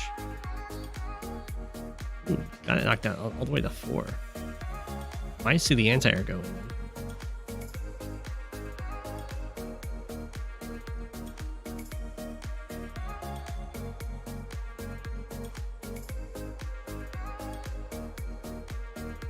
Well, chip damage is hidden. I don't know how it would do it.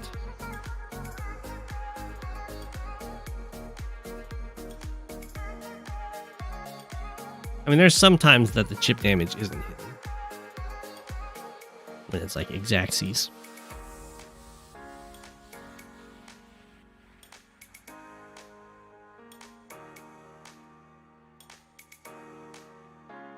No.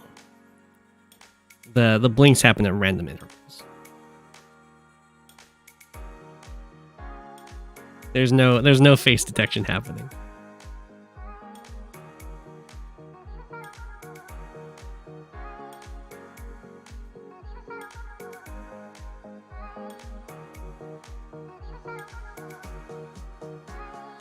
So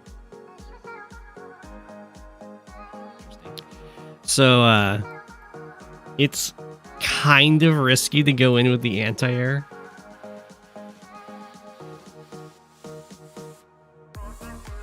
The greed insists that it happens. So the risky thing is now there's no anti-air over here, and it's very possible that there's a copter en route.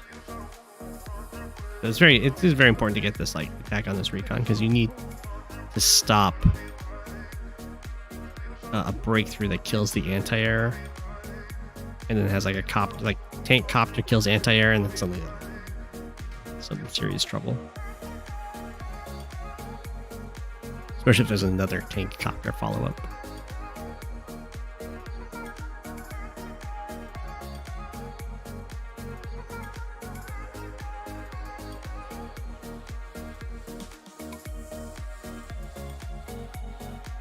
I mean, that's a Kindle recon. It did some good damage.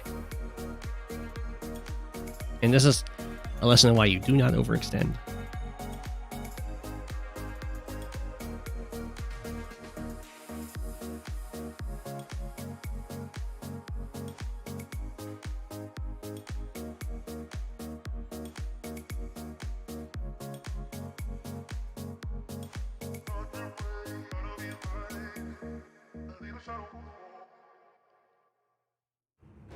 Well, recon and recon is bad when you should be like scouting or harassing instead, but it's also bad if you go for it and you don't have your own tank follow up, because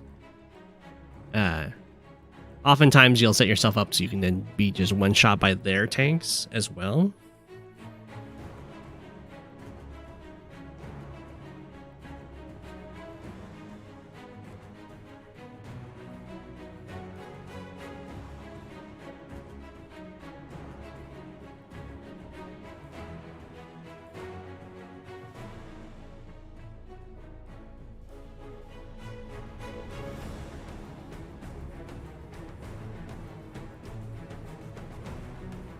That's true for hitting anything with a recon. Not necessarily, but I see what you mean.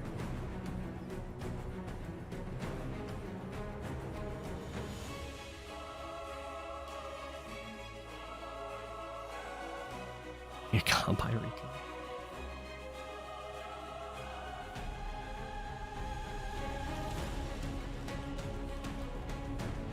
But specifically for the recon and recon thing, usually you're diving to hit their recon. Or sometimes you're doing like on a defensively. You're gonna sell somewhere with more safety. Hey, APC! I'm not sure what that APC did. I guess it got to this city earlier?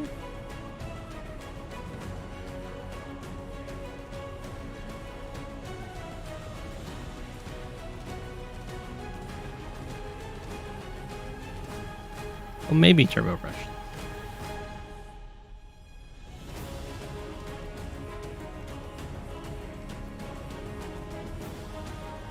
So this is not great for Javier to be trading out infantry on the one base side against the two base. You just kind of run out of infantry pretty quickly. Especially because these guys aren't even dying.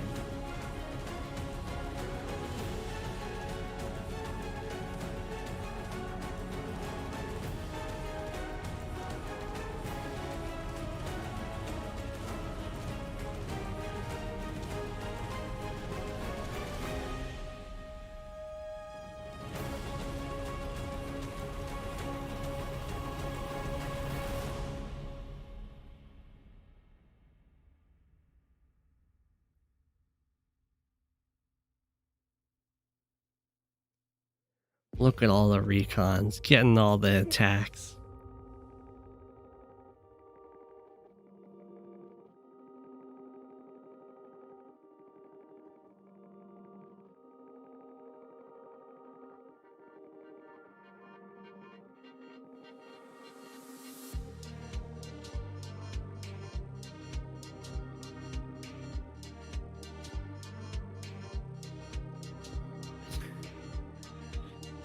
The True Boss's Sturm Mirror Recon theory was pretty great. It involves counter recon hits so that attacking recons couldn't knock infantry down below 8 HP so they would continue cap chains unhindered.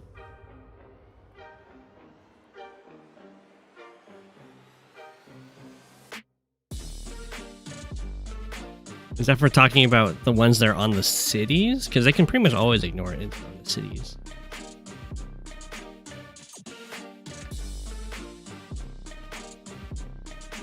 Yeah, dropping units for transports are a completely free action. So even if they're trapped, they can drop them. It's not like in the cartridge games.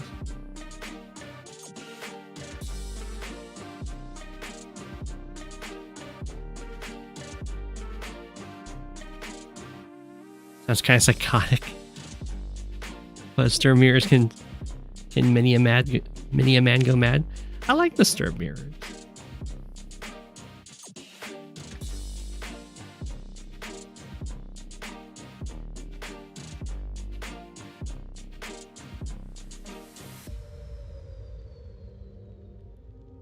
Recon Violence theory was for the high fund mirror that burned out Shasha. Was that a sturm mirror though? It might have been.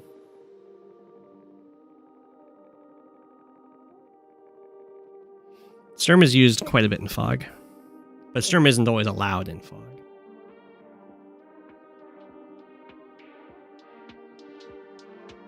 Sturm isn't the most used CO. Von Bolt is the most used. Yeah, in tier 1, I think.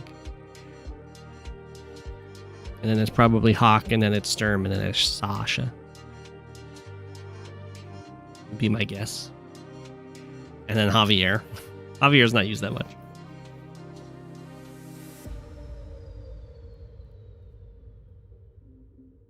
Is Hawk used more than Von Bolt? That's surprising to me. It could just be the current map meta.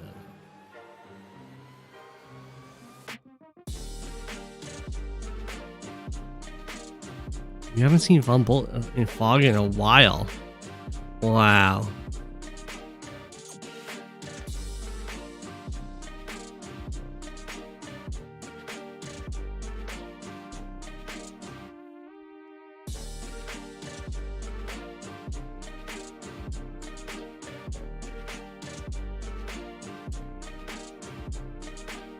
Two months ago? That is outlandish. You can't remember the last time you faced a Von Bolt? Is Von Bolt falling out of favor?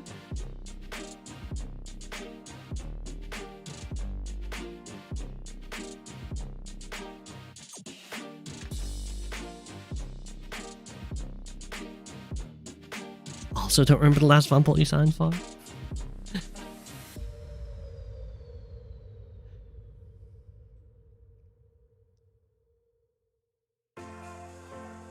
The only time you ever picked Von Bolt is if you thought you were fighting Sasha?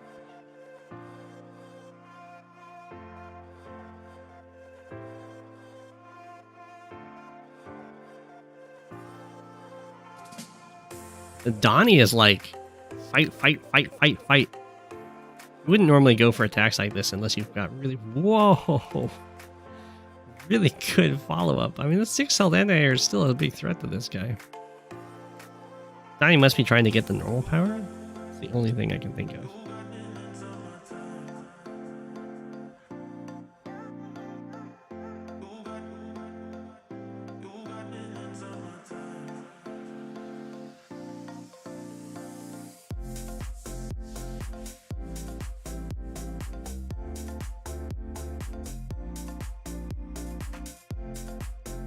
Okay, well, Donnie has the normal power if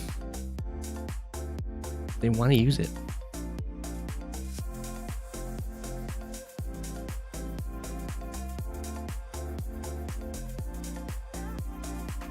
Did end up clearing this city. I approve. That's more of the goal I would have liked Donnie to have, just because attacking over here is just kind of overextending past the center line, and especially into the double base, it's really risky.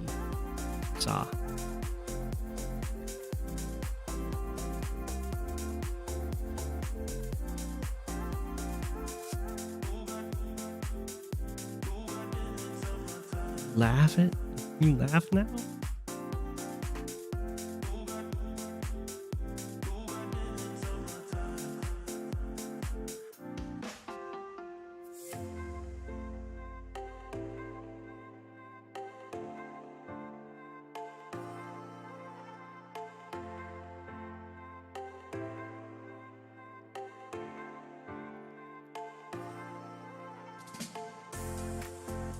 Fresh blood for the blood gods.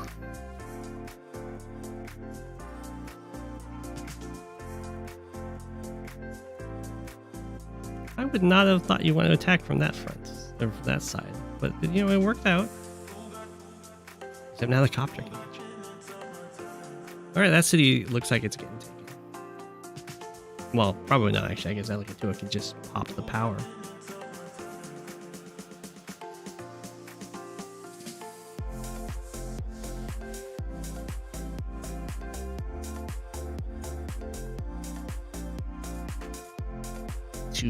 To save it. I don't know if Alakatua will find out.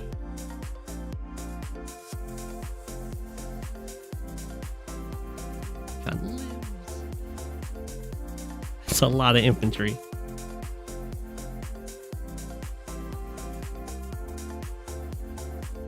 Wow, very weird to go for that attack. Oh, never mind, that killed. Never mind, that's totally... For some reason, I thought that would only kill if you have the power popped.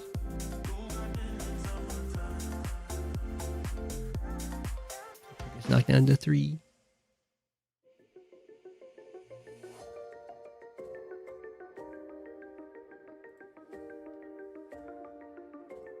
Okay, well.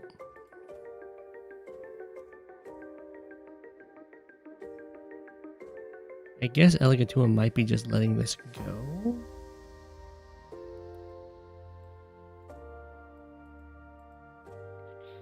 Three, 4, 5, 6, 7. So we could go copter infantry to try and kill this recon, and then this recon can get an attack in.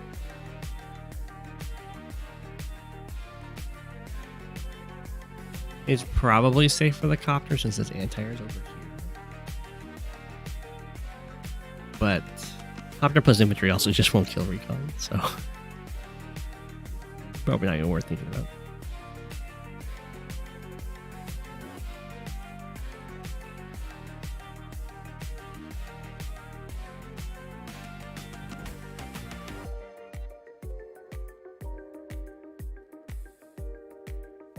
Fog can be difficult for you. You need a plan. You need to plan out combat for a while.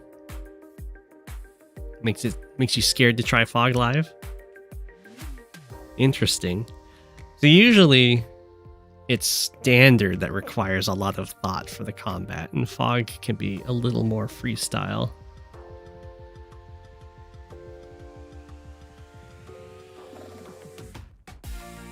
But I think it mainly comes down to whichever mode you started with first.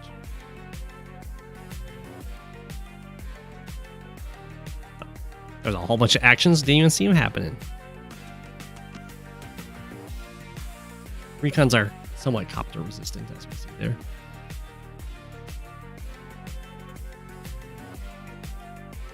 Alakatua is just going to let the city go. I think that's the right call because it currently looks like Alakatua can just take it back.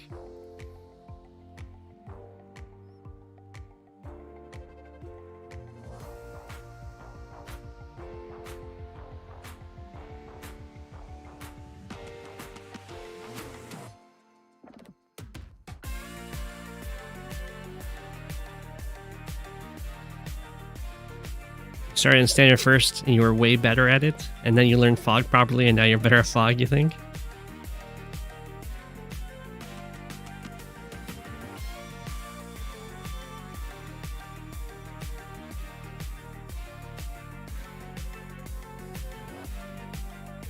Well, one of the problems that a lot of people coming from standard run into is that their positioning is way too conservative, so they just don't have enough vision to know what they're up against and to actually come up with attacks. Because if they just like have everything huddled together in a wall, then they can run into situations where their opponent scouts out what they have, just brings the perfect counter and wipes them out and stuff like that. But then when you go from fog into standard, the positioning is the opposite. You're just like way too chaotic with your positioning, and your opponent's able to maneuver free pickoffs and stuff.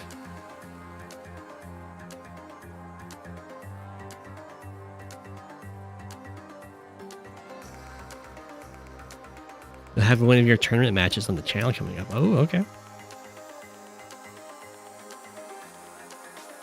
You're in round 5 of the Fog tournament? That's pretty good.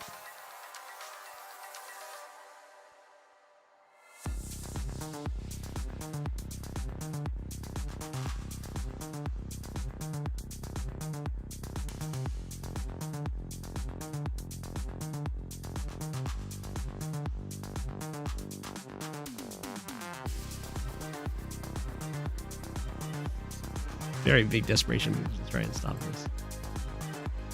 Elegant 2 is actually running out of inventory. It's surprising to me. I guess the double base did enter into just double vehicle production for a while there.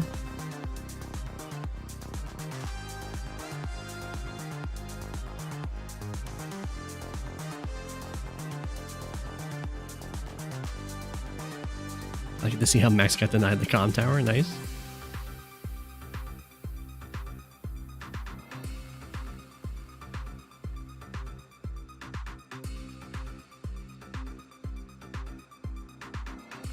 So I am surprised that Elegant 2 decided to use the normal power in the end. But I do think it would be fine to let the city go and just take it back.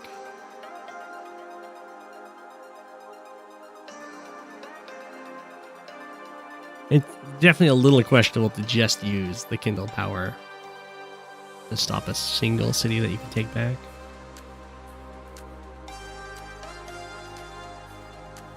Of course, it does do some damage to them. Especially if Donnie has some unfortunate routing with the units.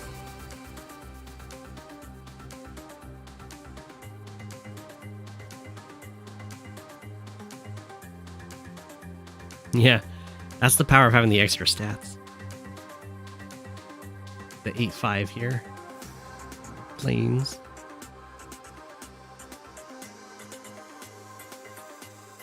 Usually that's something you see with attacking from the city.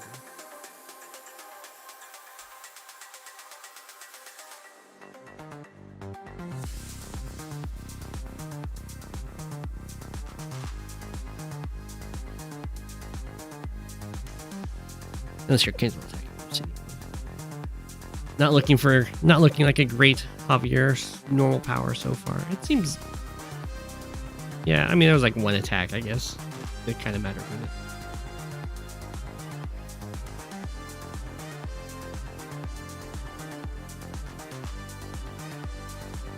Yeah, I think Javier just kind of overextended early on, and it's cost a lot.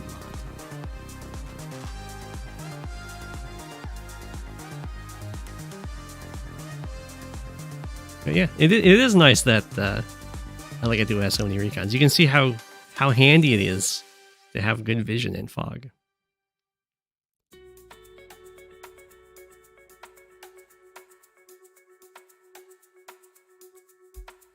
What did that? I did this shoot. It must have shot this guy. Does it even do damage?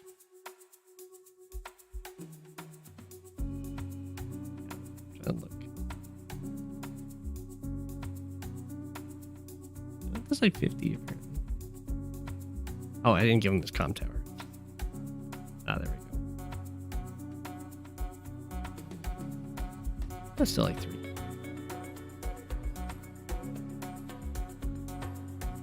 That is true. You could build a missile.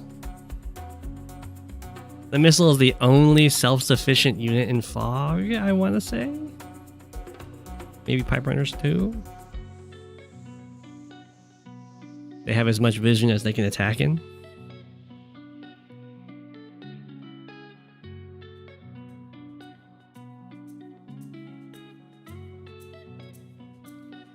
On the topic of standard moving into fog, one thing you ran into live fog game is they tried to use a recon to set up a tank chain, expecting it to live, and then they resign when it dies. Yes. That is another harsh lesson for people. If your unit gets attacked and dies, then there's no vision to get your counterattack going.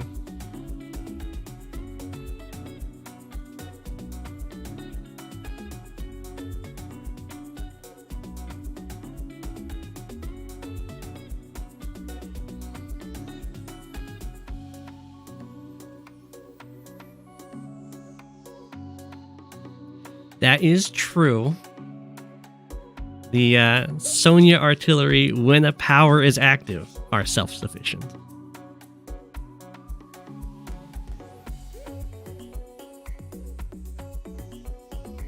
So are the infantry. I guess Sonya infantry...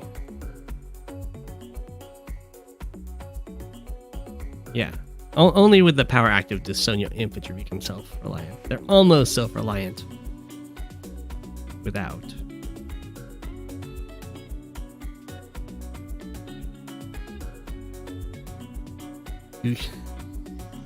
Feels weird, but you tend to open triple recon in fog, only then start to build tanks. I would not recommend, if you're struggling in fog, to open triple recon. I would recommend opening triple tank. Mechs are always self-sufficient for Sonya. That's true. 1, 2. Yeah, because they get to C3, move 2. Yeah. Except for forests. That's true. Another plus for the Sonya mechs. Self-sufficient.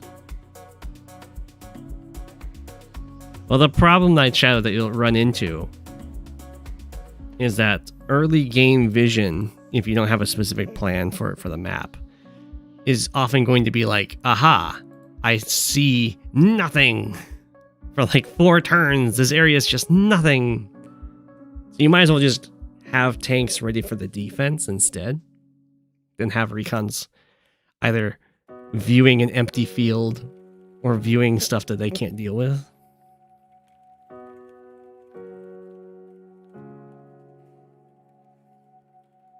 All of Eagle units are self-sufficient? No, they're not.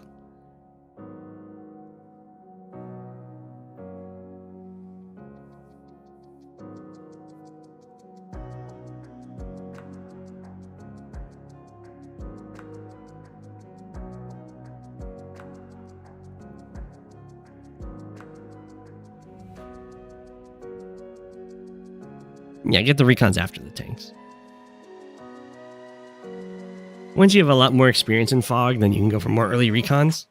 Because then you can get you can craft your moves more on the nothing that you see. And draw find targets and stuff.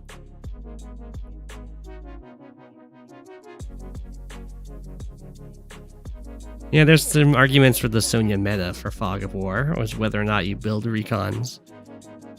Or delay them like a really long time because your tanks are almost as good as a normal recon. Use tanks a lot earlier with her. Yeah, that will make you do a lot better.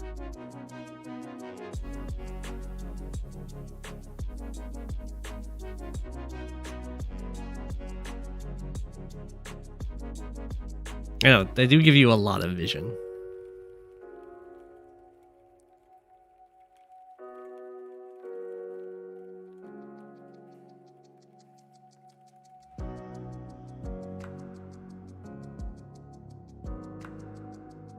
You stop trying to evade the vision eventually.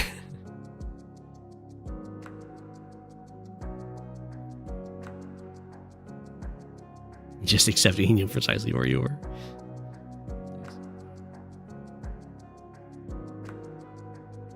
Next on mountains are where it's at for Sonya.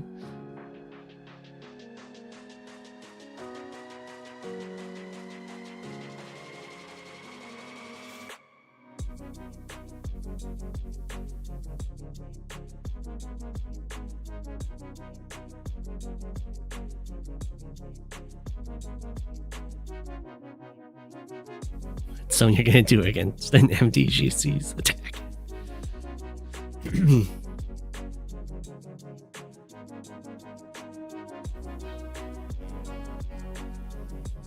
bold anti-air.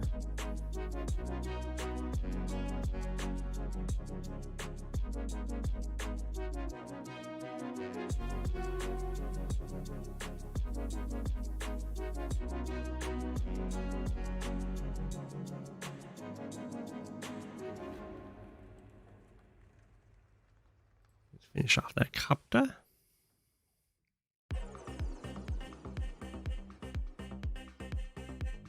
Sonya does have very strong bombers with the super active. They only fear fighters and missiles and carriers.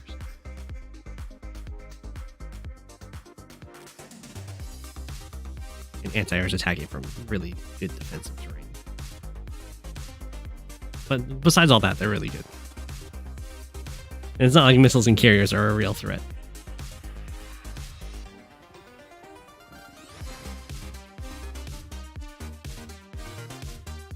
Oh, and stealth, that's true.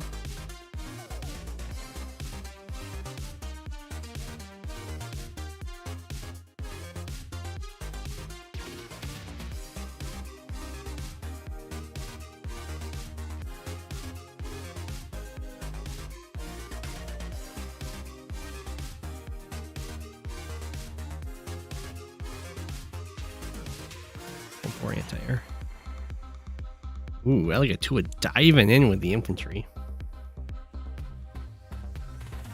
I wouldn't normally recommend this, but I don't know if we can see the stats at all. But I'm pretty sure Javier is really low on infantry overall, so trying to trade them out now while having the advantage in the captures does make sense.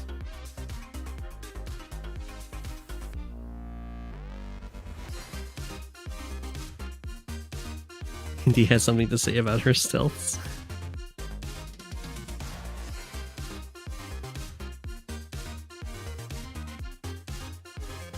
The stealth does enough damage that it stops itself from being one-shotted by fighters, which can be very good for walling.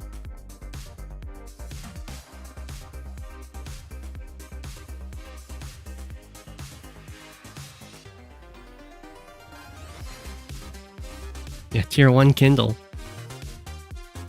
Doing work. Weirdly, this is the second tier 1 Kindle we've seen today.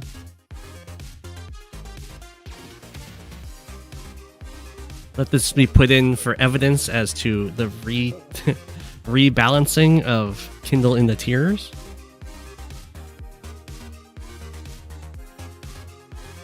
It looks like she's going to have won 2 tier 1 games. Very handily.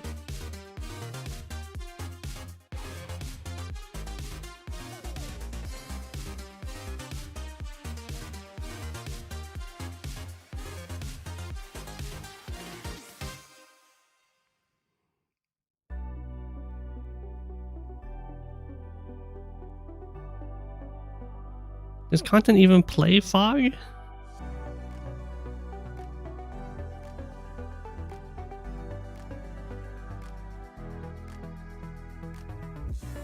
Content, do you even play Global League?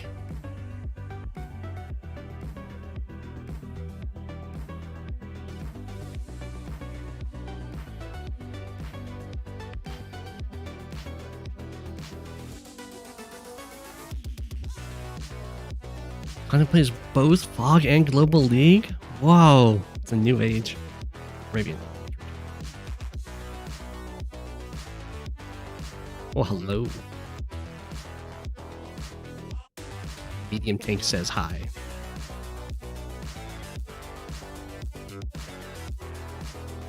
It's going to run into the problem of having no support, probably, but it says hi for now. Wow, Jay's in Fog Global League now too? Oh my gosh. I would rather have Kindle in tier 2 and never picked.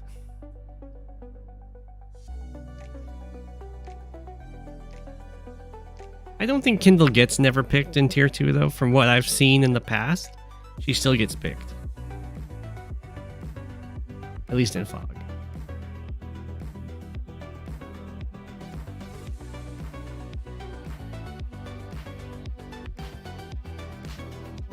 There's maps where she's just that good.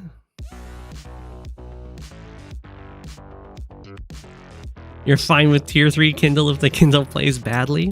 Yeah, I mean, that makes sense.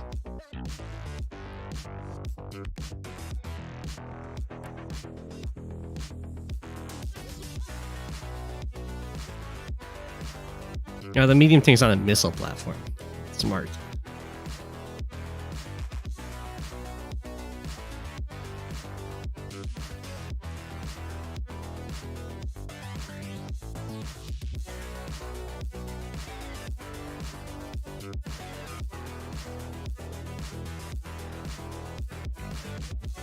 It is indeed very rare that Kindle's the worst.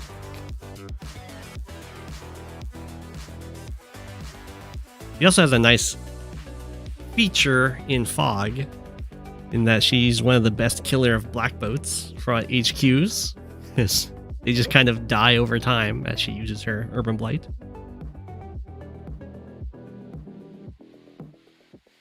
Yeah, that's true. Just never step foot on a city and you're fine.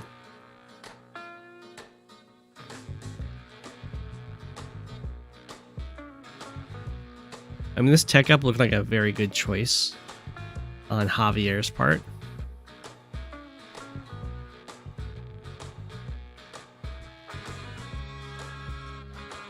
We'll see how well Eligatua can deny the vision for this medium tank.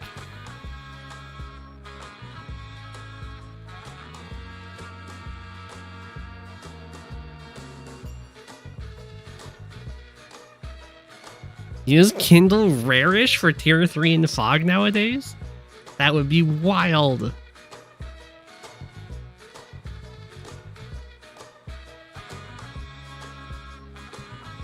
She's only really worse than Drake in the really big maps. And even then, it's not like she's worse.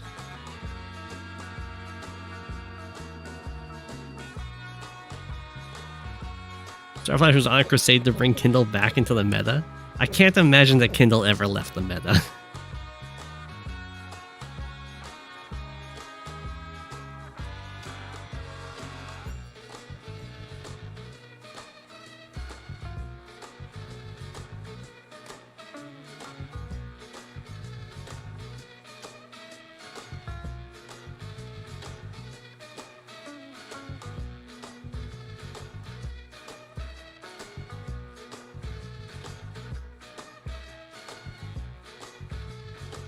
Was it a period where Drake / Andy were the only 2 tier 3 COs you saw?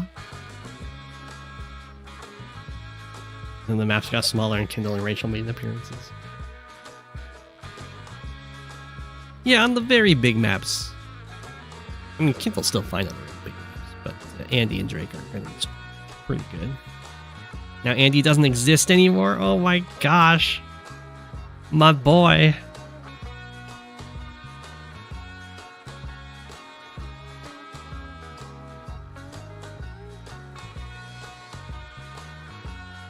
I still think Kindle's Urban Blight needs a change. It should not buff her passive.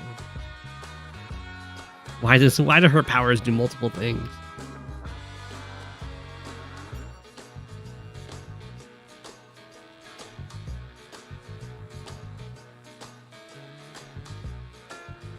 My favorite CO is Sturm. But my favorite CO for tier 3 is Andy.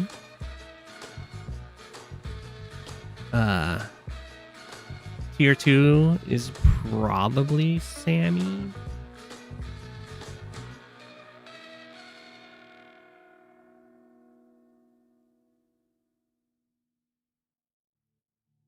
Probably because she was intended to be a boss enemy in her game.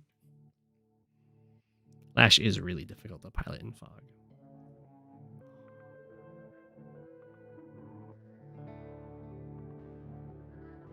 Lash, the thing that Lash hates is that she has a unfavorable matchup against Kindle and a bad, like a disastrous matchup against Drake. She's fine against Andy.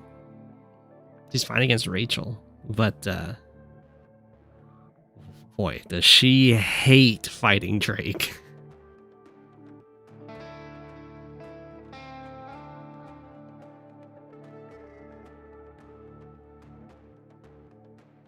She even gets to ignore the rain effect, but just having all of your units taking 2 damage, she'll just pretty much lose any game that is not on a really small map. The global damage, because her powers and terrain stars, all of that scales with the health of your units, and Drake will just wear you down.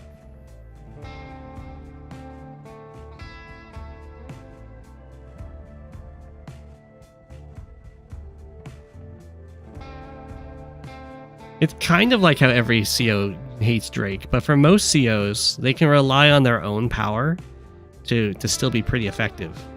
Own power and own super, but Lash's own powers and supers get also hit by the global damage.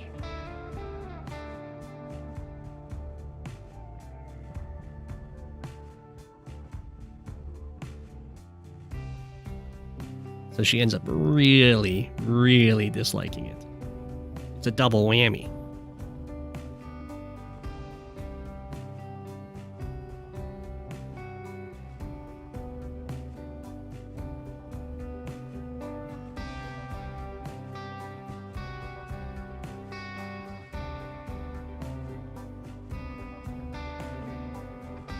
I think Javier would die to... I mean, Javier kind of does okay against Hawk, and Hawk's usually considered worse than... Or, I mean, a worse thing to fight.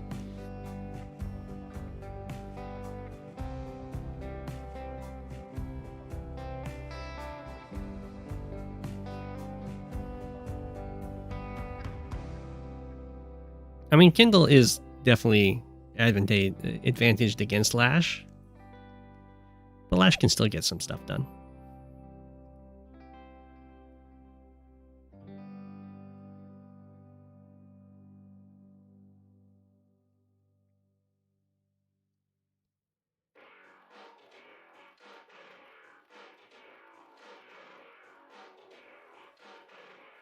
It's kind of the classic 1, 2,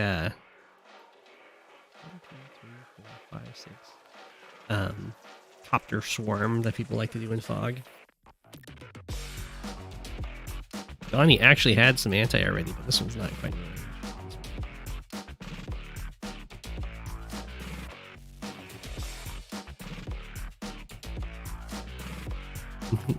Looks like Elegatua's current plan for dealing with this medium tank is to just completely ignore it, because nothing's been built that can hurt it.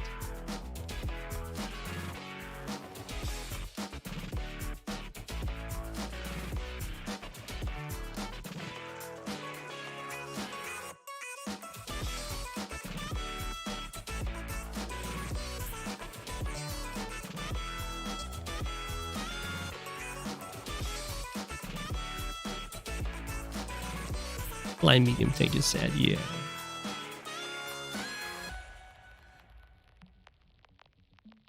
Who doesn't love copter swarms? Except for the people that get hit by them.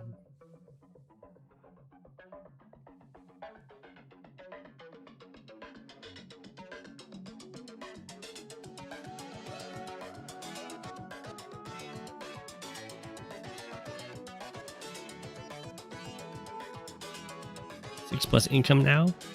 Is it that good? That's pretty nasty. Looking pretty free of the contested properties. That will be +6. We could see a high society. I don't think Elegatua needs it though. Ah, okay, we got the Neo tank then.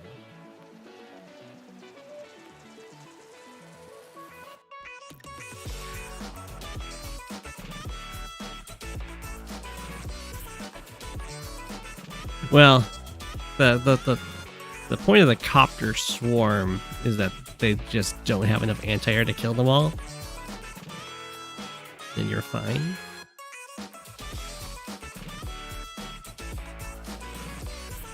You lost the matchmaking swarm for 6 Drake copters? That's impressive.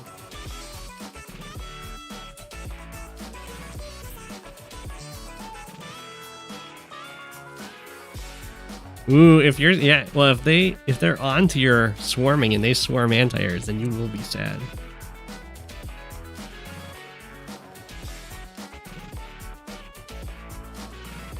That's very true.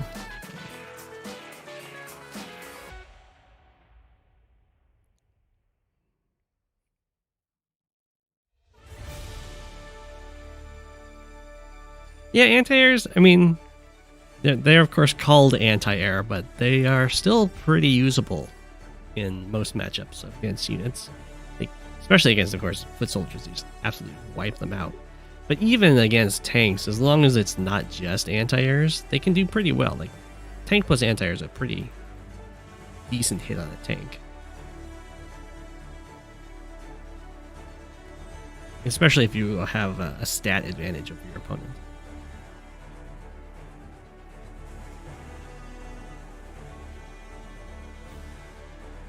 Hey, the medium tank had some help.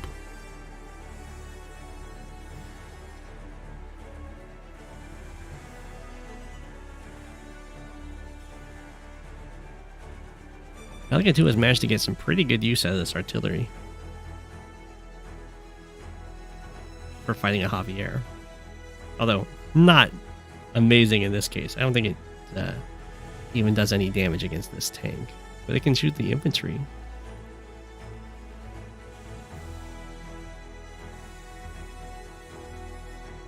The 6 to 7 because this is at 7. It's not at full health.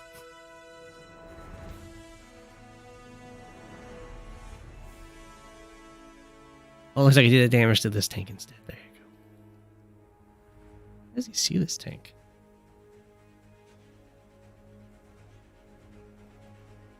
This recon sees it.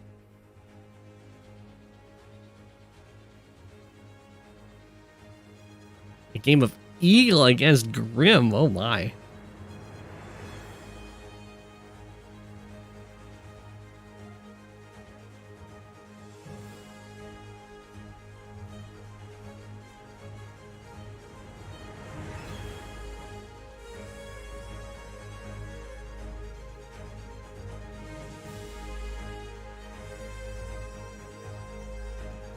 You can definitely do hit and hit against Grim. You probably get a lot of one shots.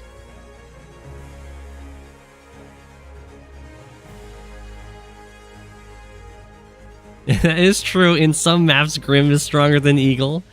I think a lot of that came down to the opening, I would imagine, though.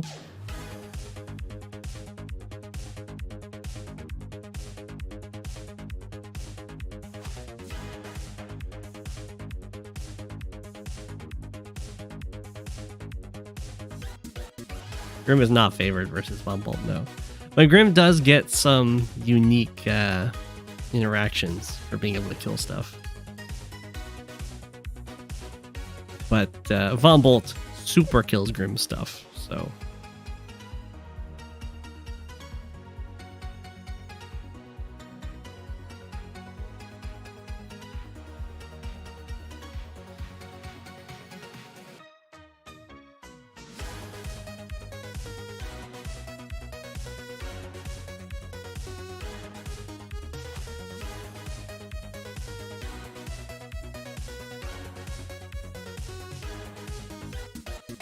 Grim's Sturm would be interesting. That sounds like a really fun time for Sturm.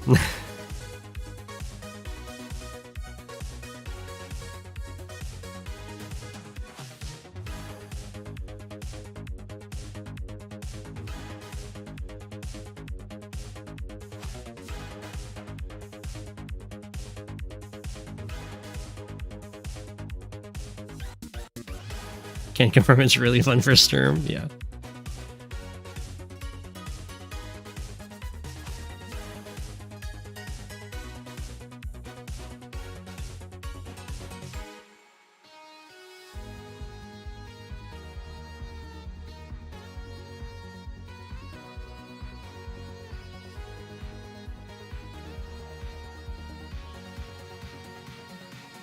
I've played Sturm against Combi.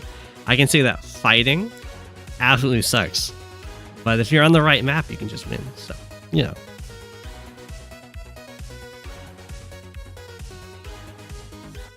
and fighting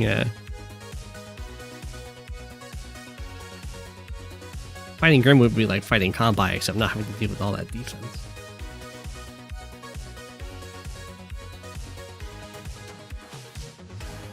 Grim would win against Grit. I don't know about that.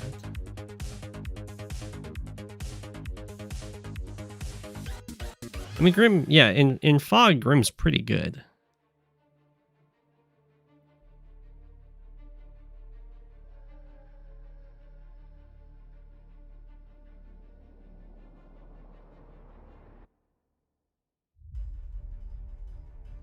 I would imagine Sammy would probably be better in that against Grit in the mixed base map. Max day to day, but with Grit power. So you have -1 range on your indirects, but they hit harder. That's quite the trade-off. That'd be pretty rough.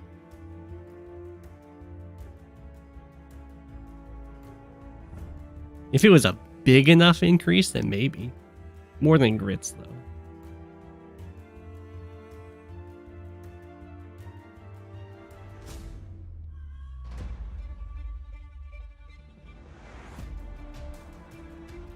It'll probably depend on how mixed base the mixed base was.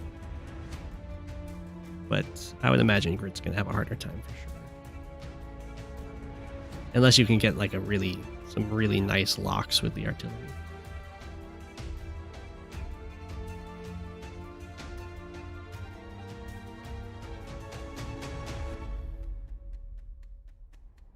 I'm surprised this guy lived.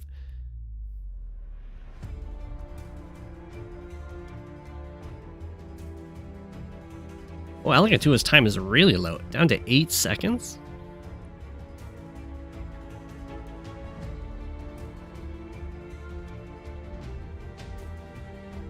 But very advantaged. And the comm tower looks like it could fall.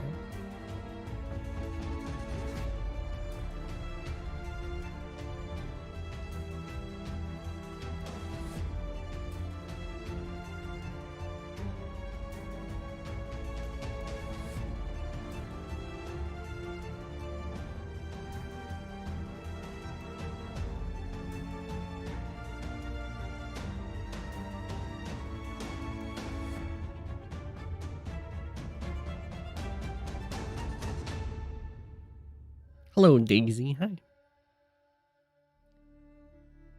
Gotta go poop. Well, good on ya.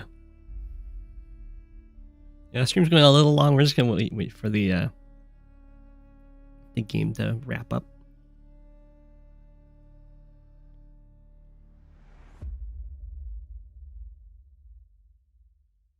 Good evening, Daisy. Good night, chat.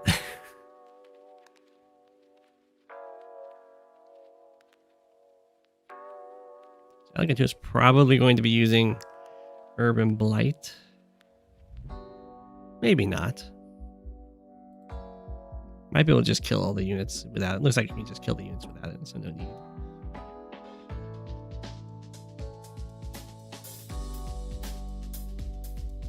Might still get used.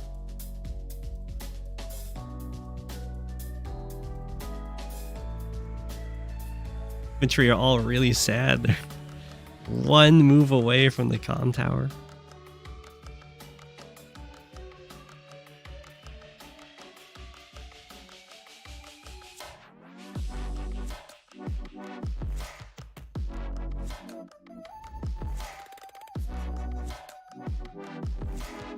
Did end up using their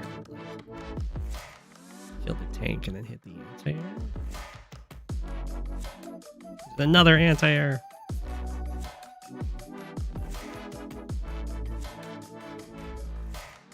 Oh, we're trying to take out the vision. I think the vehicle blast can always get this guy.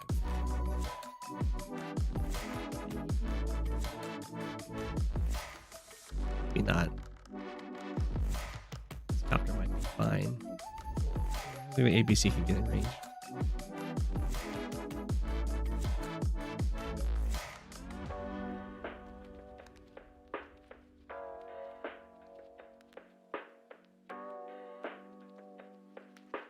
15 seconds. 14 seconds. 10 seconds. There we go. Build another Neo tank. Now I'm going to move these guys. 3 seconds. 1 second. And... oh. And a double base skip.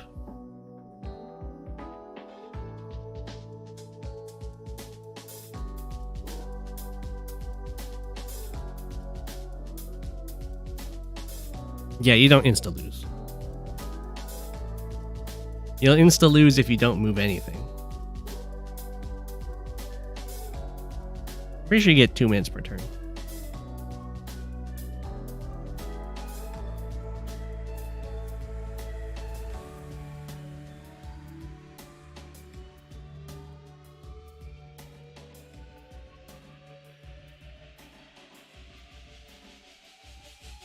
The push does look very crushing.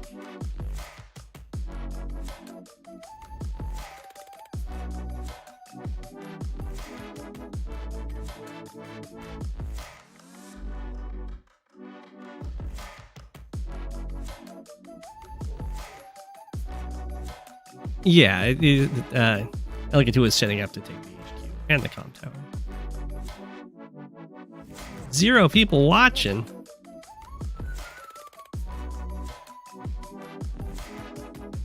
It's just kind of glitched.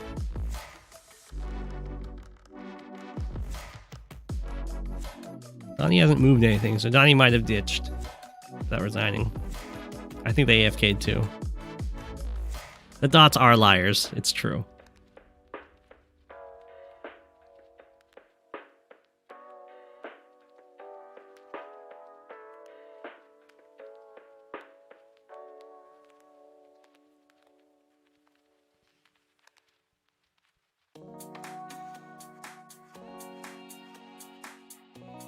Yeah, only 4 minutes on the clock though. The dots are always honest and accurate. Not. Up here has 2 HQs to defend. Tower and the HQ. Now I can see that me and Elegant 2 are the viewers. The medium tank turned out to be a pretty good buy.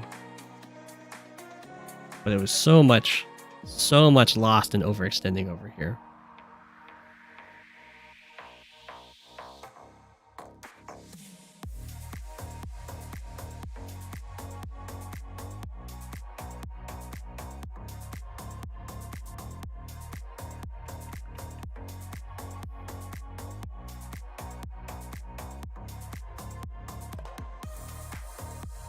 Kind of how your max game went on this map. Oh yeah, the game was already lost by the time the medium tank showed up.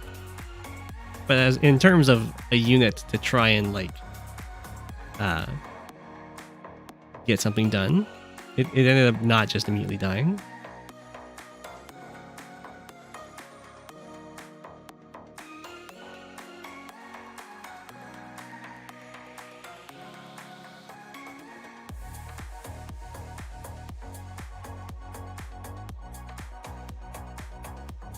And that's the kind of thing you gotta go for. Donnie also got 3 eyes now. Also did start building up a good anti-air count. It was just a little too slow to answer the copter swarm.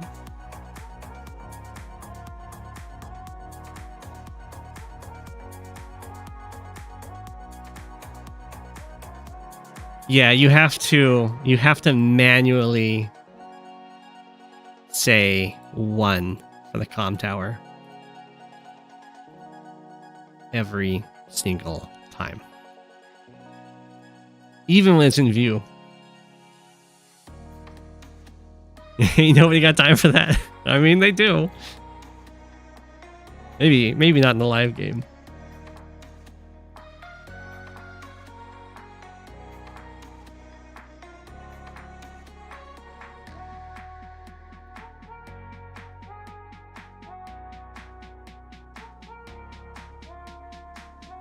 Either that, or you can just take their comm tower, and then you don't have to deal with it anymore.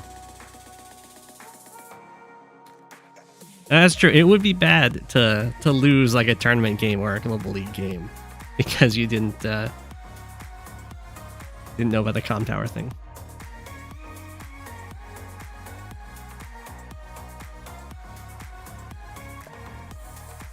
Is Javier back? Oof, Javier's dot turned black.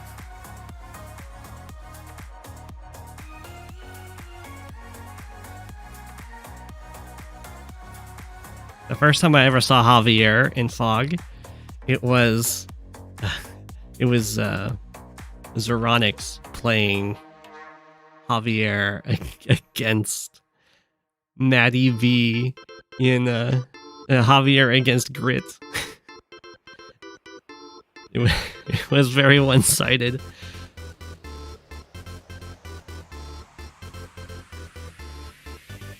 I'll wait for the timeout to happen, then that'll be apples and lemons.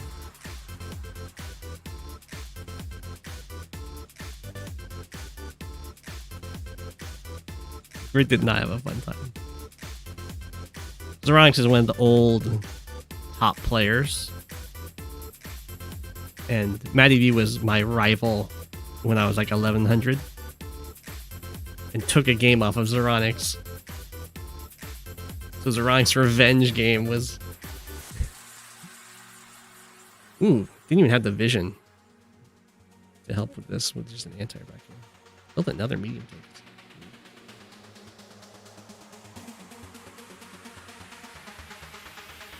GG. Watch. Yeah, go for it. Thanks for watching, everyone. There's your apple for the day. We'll be back on Friday, assuming I've got power and everything. Winter be winter. Thanks for watching.